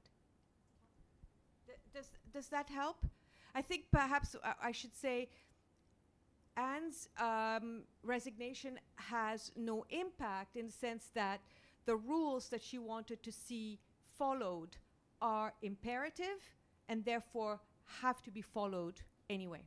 Great, thank you. Okay, do you have somebody over there? I've got somebody here. Thanks. This is Yuri Konga, Open Knowledge Canada. Question to Pamela, and I'm envious of where you were. And your slide around many dimensions and a running start, particularly interesting from the point of view that smart cities, from the point of view of the vendor community, like the IBMs, et cetera, have been around for a long time. It's now gathering a lot of momentum, and the experiences of people like Barcelona. I want to try and understand how much of that we can leverage now to move ourselves quickly, as opposed to starting from scratch, and kind of what's a reasonable time frame since they're still learning. And I'm going to pass the mic to Pamela and also use it as a good opportunity to demonstrate that as a strong piece of advice. So Yuri, my guess is, in addition to seeking Pamela's thoughts about it, about how quickly you could use Barcelona as an example and implement it, that implicit in that is that you would like to see Toronto move as quickly as possible to adopt as much from Barcelona as possible. So that's where we're going with the very next part of the discussion. Notwithstanding that, he's very interested in your thoughts on how much can we adopt quickly and how quickly. I think I'm going to pivot that answer to that to the people who are inside government. I mean, they're best positioned to know. I mean, I learned all kinds of new things today from the City of Toronto, folks who are talking about how they're starting to get ready and ramp up for this. I think my point in originally sharing that was that you can't wait till the vendors already won the RFP to start building your capacity to respond. And here we are right now, but our folks from the feds and the Smart City Challenge, we've got cities across Canada in round 1 of this. Municipal governments need to start getting ready, and maybe they are more ready than we know, but we need to get moving. And the extent to which the Barcelona stuff is relevant, I think, will depend on what people, they're going to have to kind of do a comparison of what they know is coming, how ready they are, how useful is stuff from there, and then what do they have to start to build, either in networks or individually, to respond. Any other questions? Of course, we'll be back to a full room discussion for the vast majority of the session. Okay, just right there. Just to focus the conversation today, could you please place today's discussion in the context of other Civic Labs that you've planned, so that we know exactly what we're going to be focusing on in the next hour? Sure, no problem. Christina, do you want to review? So thank you for that question. We are going to be having a series. It probably will be somewhere between 3 and 5 Civic Labs. Just depends on what we learn here today is sort of our level setting Civic Lab, if you will, about where there are emerging issues, where we need to go and drill a little bit more deeply. There will be subsequent Civic Labs around intellectual property, the data monetization, and sort of shared benefit question that comes up quite a bit on this project, as well as around the notion of the Civic Data Trust, as well around digital justice and sort of the notion of a digital rights charter of what may come up. And I use that term sort of loosely, but in terms of what any development that may happen in the waterfront may look like. It fits within the broader continuum as well of the public engagement that we're doing on the broader project as well. For instance, Roundtable 4 will have on December the 8th a breakout session on these issues as well that will be informed by the Civic Lab. So after coming out of this, and once we actually hear the feedback, we're going to design the rest of the Civic Lab program to be responsive around the concerns that are raised today. Okay, I think that's a good time to transition. Hopefully you get a sense of it's not going to be the only time to have this conversation. It's the opening of a door in a little bit more of a comprehensive way with a broader reach, not only to this group, but to the public as well. So what I'd like you to think about is just take 15 or 20 minutes, and if we need longer, we'll do longer. But I think we have a very unique set of people in the room, and I hope you didn't sit with everybody you know and agree with.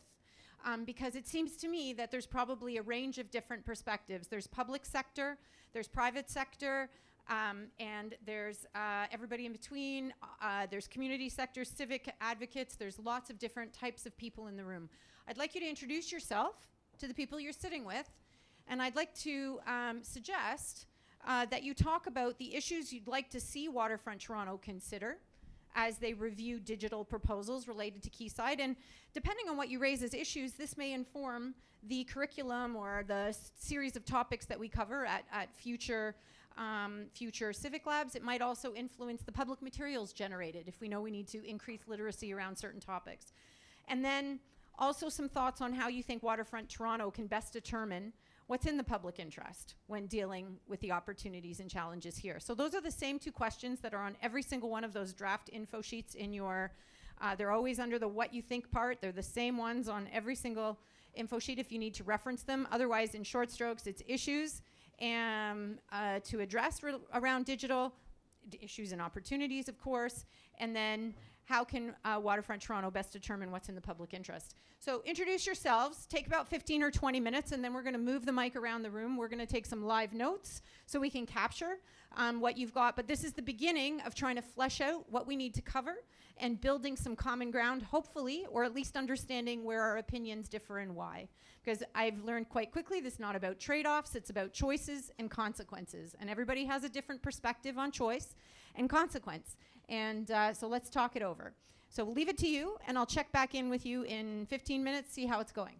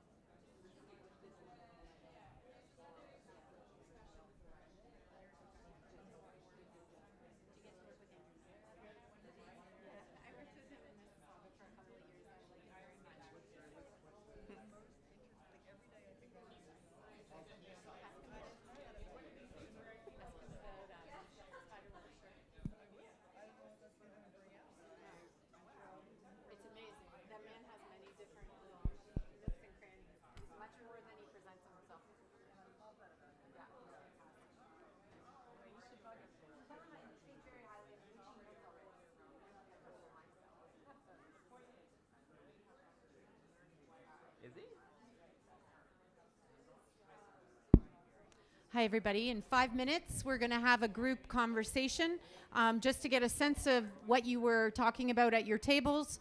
You want to talk on behalf of your table or on behalf of yourself, no problem responding to these questions that we asked at the beginning or talking about something else, however it works for you. We're going to get a sense of how the conversation is, this initial conversation is going.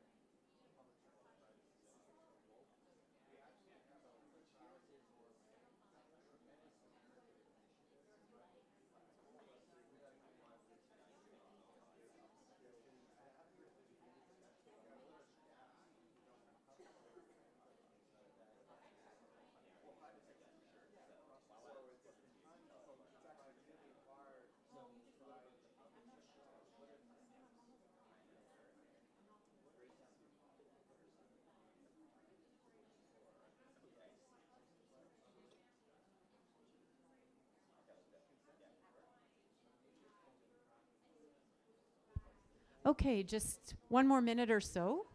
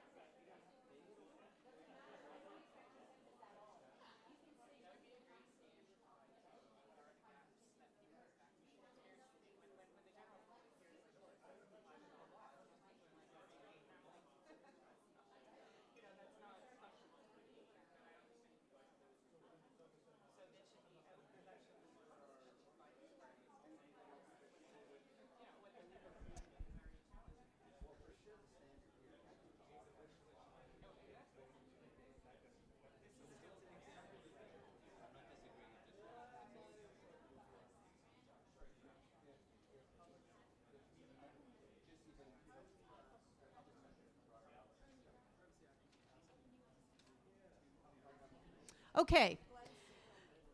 So, just to state the obvious, I don't expect a consensus at any table nor coming out of this room. As we move the microphone around the room, and we suggested potentially that this table could go first, they said, yeah, but we don't agree. And I said, that's perfect. That's not the point. What I'd like to get a flavor of, and these guys can't even stop because they're so into it. All right. What I'd like to get a flavor of were what are the kinds of things you were discussing, and maybe the kinds of opinions that were emerging from your discussion, and have the rest of the tables not repeat everything that everybody else said, but to make it very interactive. So give us a flavor of what you were covering. Ian's going to take some notes on the screen. If you see something dramatically off on the screen, just yell and we'll fix it. I will also take some notes, but give us a flavor of what you were discussing. So one of the things we were discussing is that there might be an overemphasis so far in the discussion with respect to individual privacy. We might want to rotate a little bit more to thinking about social or behavioral data and thinking about the use of that data and the governance of it. We were concerned as a second point about long-term sustainable governance of data, concerned about abandonment of data or bankruptcies and other things and where data will go. Good, pause, because you're going to have a long list. Anybody else talk about this overemphasis on individual privacy and the moving towards more of a social behavioral lens on data? Okay, mic over there. Paul, we need all the mics, I think. Oh, you just have to click it on? I'm going to come back to you. Around the issue of mixing data and the possibility of turning open data into behavioral data by mixing it. Okay, and a concern about it. Yeah. Okay. Okay. So, and what about the long-term sustainable governance? Anybody else also talk about that? Not too much. Keep going. Oh, you guys, we'll come over here next. Is your next point off sustainable governance? It was. Yeah. Okay, no. Talk sustainable governance. All right. Yeah, we talked about sustainable governance. Looked at the sidewalk proposal and recognized that it's a proposal, and the onus is on all of us who have an interest in this to come back with a counter proposal or a range of proposals. I mean, really, now is the time. Now is past time to be looking about how we want to address these kinds of issues. We had an issue with long-term governance of the data. How do we protect it against political changes? How do we protect it against, changing, business interests in the data? Are these considerations that we have to factor into how we build the governance model? Thank you.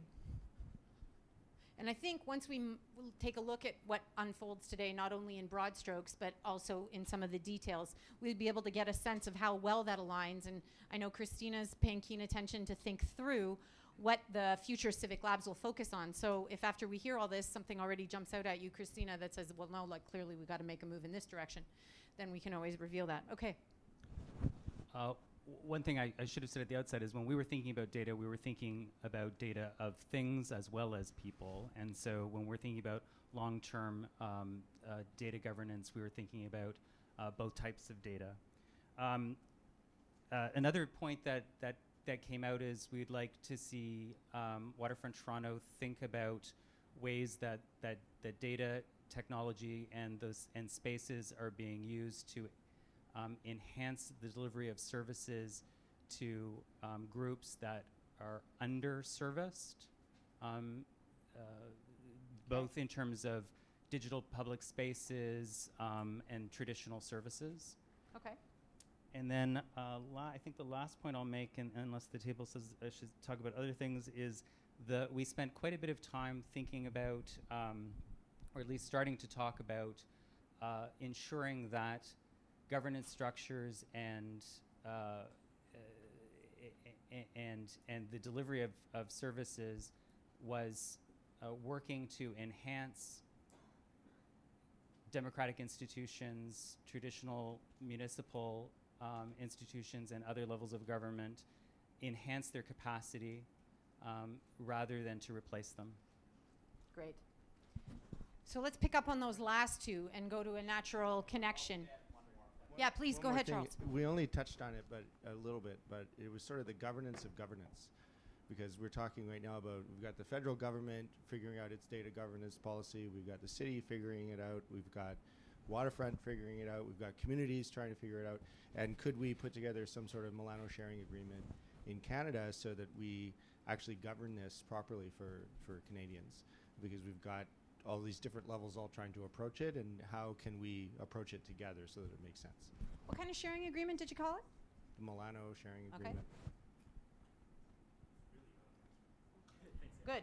So, anybody else talk about services to underserved populations specifically that you want to jump on this one? Or the second point there about ensuring the structure enhances our democratic institutions and increases their capacity? Anybody go along those lines a little?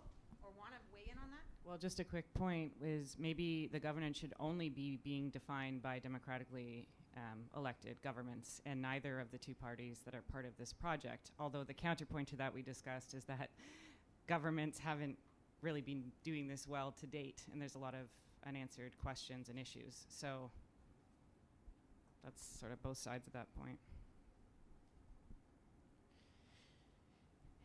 And that, I mean, then we start talking about the history of Waterfront Toronto, and the advocacy to create it in the first place was as a mechanism to help the three levels of government to work together and then better connect to the communities they serve.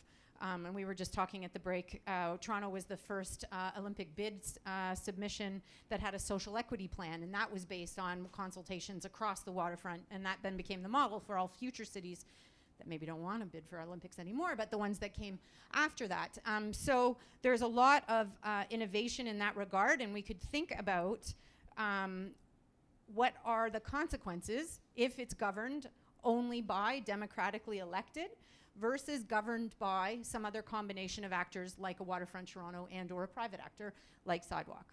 And that's what we're really trying to do with these. We're going to try, as we meet on a regular basis, and we hope we make good use of your time so that you want to come back, is to try and map the range of perspectives that we could have on any of these issues, the consequences associated with those perspectives, and then decide where does it seem responsible for Toronto and us to land.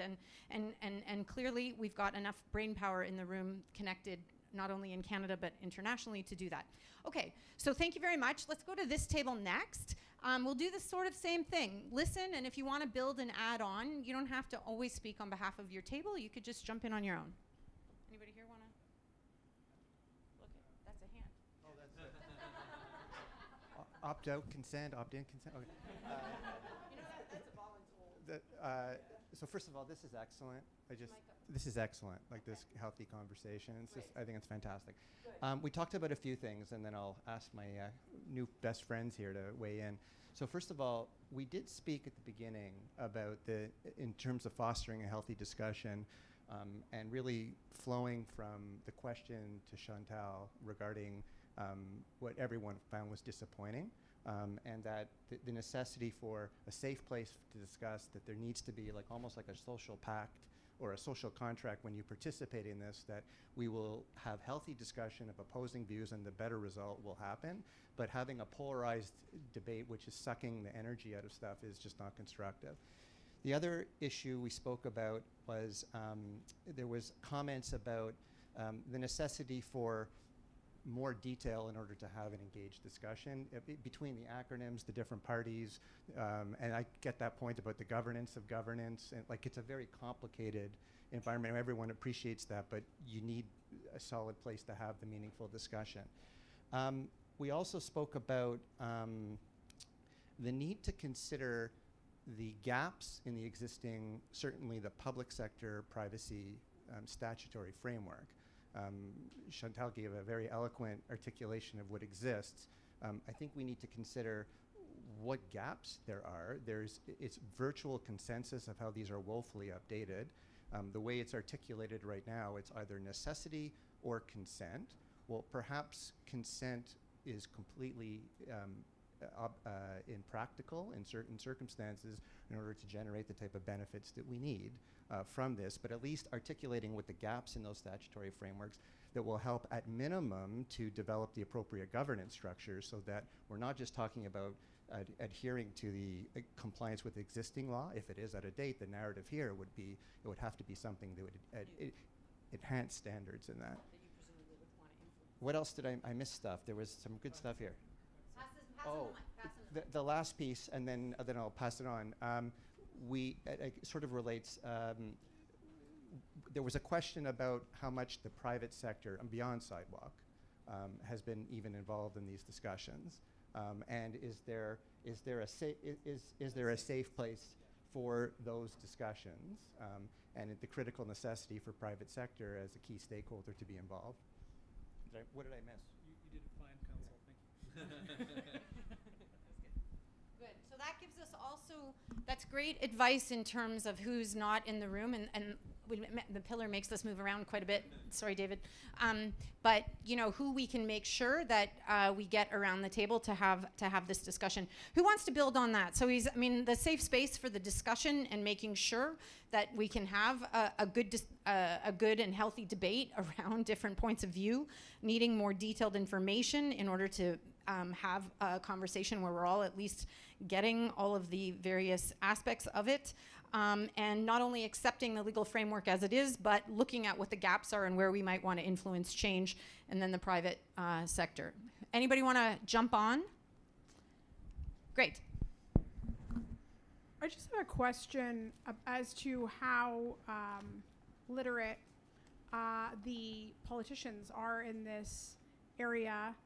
If we're talking about democratic governance, then, and we're asking our legislators and policymakers to be involved, how literate are they on these governance issues? What do you think? I would say that we're not necessarily dissimilar from what happened in the United States when the Senate interviewed Facebook. Yeah. So can I turn that into, if we're going to move it to a model where the politicians are making decisions, we need to ensure they have the information they need to make and be as literate as expected. I mean, if I get everybody in the room to say how literate do you think politicians are, everybody's going to have a different answer. I'm assuming you're getting at they better be literate if they're going to make those decisions. I know that they are not sufficiently literate, Thank you. and I feel confident saying that. Thank you. I'm just turning questions into pieces of advice where we better be responding here. Okay, so we hadn't heard from anybody at the back table there yet. Oh, right here. Yeah. Go ahead. Yeah, and then we'll go to the back table over here. Give us a flavor of what you talked about. So one of them was around inclusiveness around intellectual property for companies, so especially early stage companies that want to get involved in projects with Waterfront Toronto. One thing that we did talk about is like the need around having a digital strategy just in general for Waterfront Toronto, which does include like also what is not acceptable, and that can play off of what's been going on in Barcelona, Amsterdam, what's happening in Oakland. There's many places we can play off of like what is not okay moving forward, and that digital strategy could happen now with consultation moving forward, so that it can be a framework or reference point for the sidewalk proposal, and just making sure we have iterative approaches, recognizing that this is all, it's not necessarily all new, but it's a new process. So how do we navigate that, and recognizing that it's an iterative approach to it, whether it be having sandboxing opportunities moving forward. And is there anything else? Pass the mic over. You want to pass it? Good. So one question that was raised was, the first question was around like reviewing strategies, reviewing advice as it relates to digital proposals. What is digital and what is not, I think, is something that is really hard for many people to untangle. So I'm going to eyeball Christina every once in a while, and you're sitting right beside Michael. I'm not sure if he had an opinion. He's the chair of the Digital Strategy Advisory Panel. Michael, did you say anything in that discussion? Good. There you go. I did. We focused on, I offered, I guess, a couple of things. One was talking about whether or not we ought to take the approach of saying, we're here now, let's try to make the best of best of the situation in terms of constructive feedback, or how much do we litigate or relitigate mistakes that may have been made in the time leading up to this? And there were different views about how to best address some of the discomfort with how we've arrived at this point in time. Is that fair? You got a lot of nodding heads. Well done. I think that was. But the digital versus not digital, is this something the broader room talked about at all? What is the difference between what's digital and what's not digital? You talked about it a little? Okay.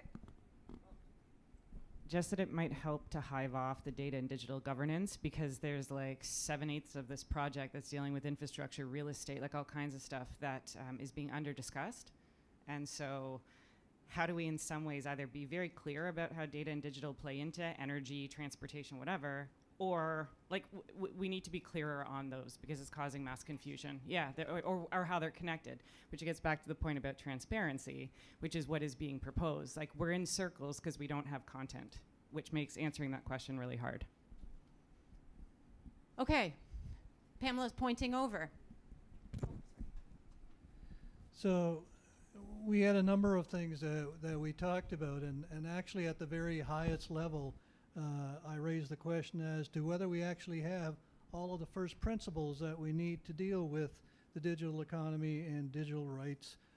What gaps do we have overall? And Teresa talked about, you know, the need for smart city governance and data governance, both of which we don't have.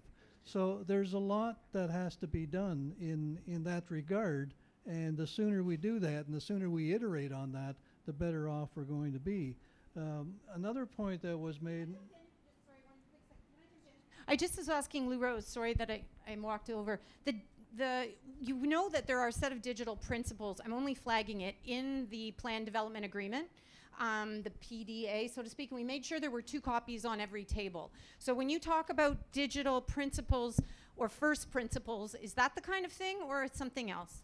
Well, I'm not suggesting that there aren't. I'm suggesting that there's lots of them out there. And the question is, do we have them all? Do we have specifically the first principles that become the kind of the foundation of how we deal with any of these types of projects? Another point that was raised by Pam, I thought was excellent, in that what are the tipping points for providing making data available and the level of positive community impact? I think that's something that needs to be explored because there are lots of kind of alternative approaches to that. Okay. A third question was, again, around, please tell us, give us some semblance of what your business plan is or business model regarding the collection and the use of the data, because that, even if it's tentative and not definitive, gives us some kind of context around the kinds of things that we need to talk about related to the data itself and the use of it. And why don't we kind of move this along by allowing the community to define things such as potential models and assess whether the policies and regulation and legislation in place is sufficient. And also, why don't we try to put together, you know, kind of the outline of what a data trust should be in this particular situation. The other comment I just wanted to make was that having been at a conference in Helsinki, there's a lot of cities in Europe and a lot of people over there that are very concerned about what's happening here with this particular project. So just so everybody's aware, everybody's watching this, and I think we should leverage them as well to get their feedback into this whole process. Okay, so let me touch back on a few of those things. So in terms of the first principles, when you guys talked about having a digital strategy, I understand everybody was in on it, would they have some of those principles in it? And you deliberately talked about a digital strategy for Waterfront Toronto. You didn't say a digital strategy for Quayside. So I just want to make a connection back to those principles that might be consistent with what we're hearing here about the need for a strategy broadly, which is different than this particular proposal. So the second point about tipping points and sort of what triggers what kinds of decisions. could potentially require a bit more detail. Maybe you can do it at a generic level. I don't know. We'd have to sort that out.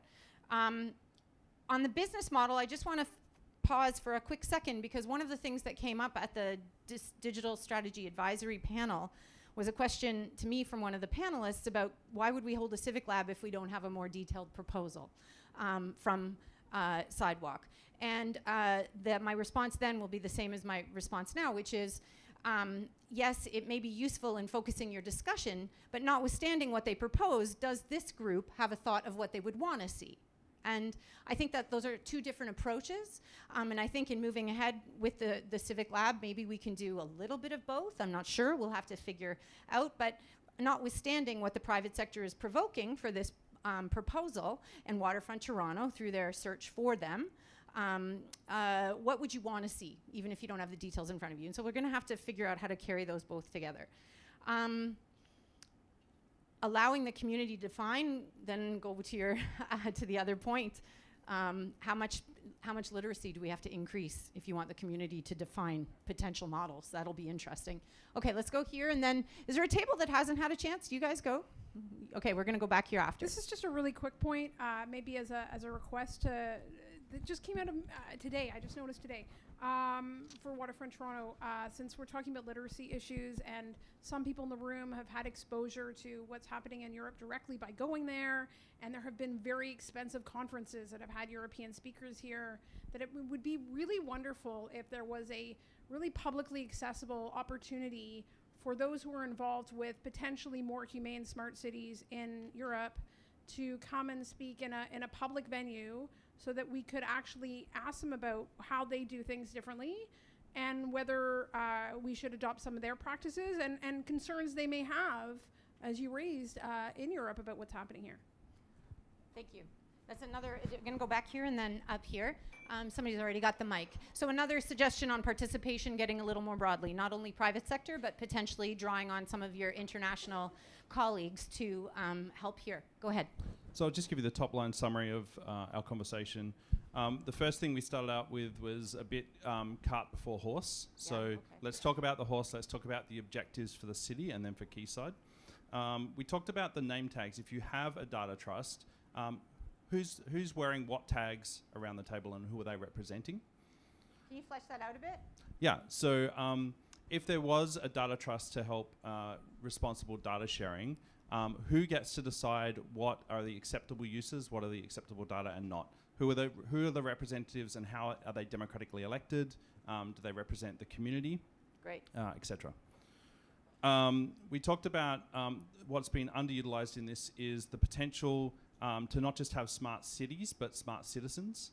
So could we think about this as a way to engage the civic tech community? We talked about business models to get to that long-term sustainability. How do you ensure that the data is not a stranded asset? Yeah. We talked about the digital layer more broadly beyond data, so to include the use of algorithms, because with machine learning, the data set without the algorithm and the algorithm without the data are not really that useful. It's the combination. And just a quick jump in on there, we had info sheet 4, which we then removed because we realized we were kind of diving in the deep end, and we weren't sure that we were putting out collectively, the team that was thinking through how to share this, something that would be as helpful and insightful as it would need to be. But this is exactly why we want to know which pieces need to be fleshed out further, and if you have suggestions on how to do that in a responsible way, we would love to hear them. And starting with the info sheets you've got already. So if you look at them and you're thinking, oh man, is that ever off the mark? You send us an email by next week and we'll change it before it goes public. Okay, anyway, continue. So there was the public engagement, which we talked about also, but we said before public engagement, you need public literacy, and we need to have a higher quality conversation around this. We also said that the City of Toronto has actually done a lot of public engagement around smart cities with the recent Smart Cities Challenge, and so no need to go back and reinvent the wheel. Let's reuse that to be responsible of the citizens' time. We talked about building on Pamela Robinson's point about saying no and what it's not going to do. So I think that was another conversation we had. And so kind of setting those red lines. And we also talked about use cases. It's very difficult to have the very high-level philosophical conversations. Let's get with specific data for specific uses and then have a conversation at that level. So not only do we have to get to use cases, we also have to get to the governance, and we're kind of in the middle of a sandwich where we have to educate and at a public level put what are our priorities for the city, fit this piece in, and then get down into more detail. So we need a multi-story building with lots of layers, and at least we're starting. I think one thing that reconvening this group does is creates an accountability already, right? I mean, the people we have in the room are not only members of the DSAP, but also members of Waterfront Toronto. We had board members here. So just the act of having this conversation, I think in and of itself, starts laying out very good ideas on how to think going forward. Anybody not have a chance yet? Oh, yeah. Yeah, we talked about data localization, and essentially it wasn't that much different than what's in the paper, just confirming that in terms of at the federal level, certainly our privacy statutes don't have any requirements for data localization. I did note, this was in my previous role at Treasury Board Secretariat when the USA Patriot Act first came out. There was a lot of talk about data localization, and the government had opted for assessing the risk in terms of making those types of decisions, which is very consistent with the approach that's taken in our trade agreements, where you look at the public policy interests at play. So we talked about that, and then we briefly talked about individual rights and collective benefit, and how there are situations where when you're confronted with privacy rights, which tend to be individual rights, to see a collective benefit is somewhat of a shift from that perspective. And Chantal raised an example in Newfoundland where the citizens there shared a common genetic trait for a disease, and that they volunteered their genetic information because there was a shared interest in that. So it's moving from that. So we talked about that, and I think that was about it. Okay. So what we're hoping is to be able to continue this discussion with you. And I can't stress enough how important your participation today is to help map out this plan forward for Waterfront Toronto on this, and for the future of Quayside. So I guess a couple of requests, and then I'm going to turn it over to Christina. The first is we want to demonstrate that we mean that we are going to make good use of your time. So we will do a quick turnaround on some of the highlights from today. And you will see the first effort to kind of increase civic literacy on this on December 8th at the public roundtable. And we will have a room dedicated to just discussing about this, sharing materials. And again, I'll say if you have any thoughts on the draft materials here, please let us know by next Friday. After that, we can't change it. We've also will go and consider seriously Waterfront Toronto and their panel, the advice received today, and think about how that integrates into their ongoing work in an iterative way. You heard a commitment from Christina to coming back. Maybe there's 3 of these, 5 of these, where presumably you're going to have an expectation that it will result in a change in some way about something. And we also have this initial deadline for feedback on the same questions we talked about today. So if you want to put something in writing that's more comprehensive or provoked from what you've talked about today, do that by December 21st, which enables Waterfront Toronto to then start compiling, and they've committed to doing a public summary of what those submissions are. You, of course, could make those submissions public as well.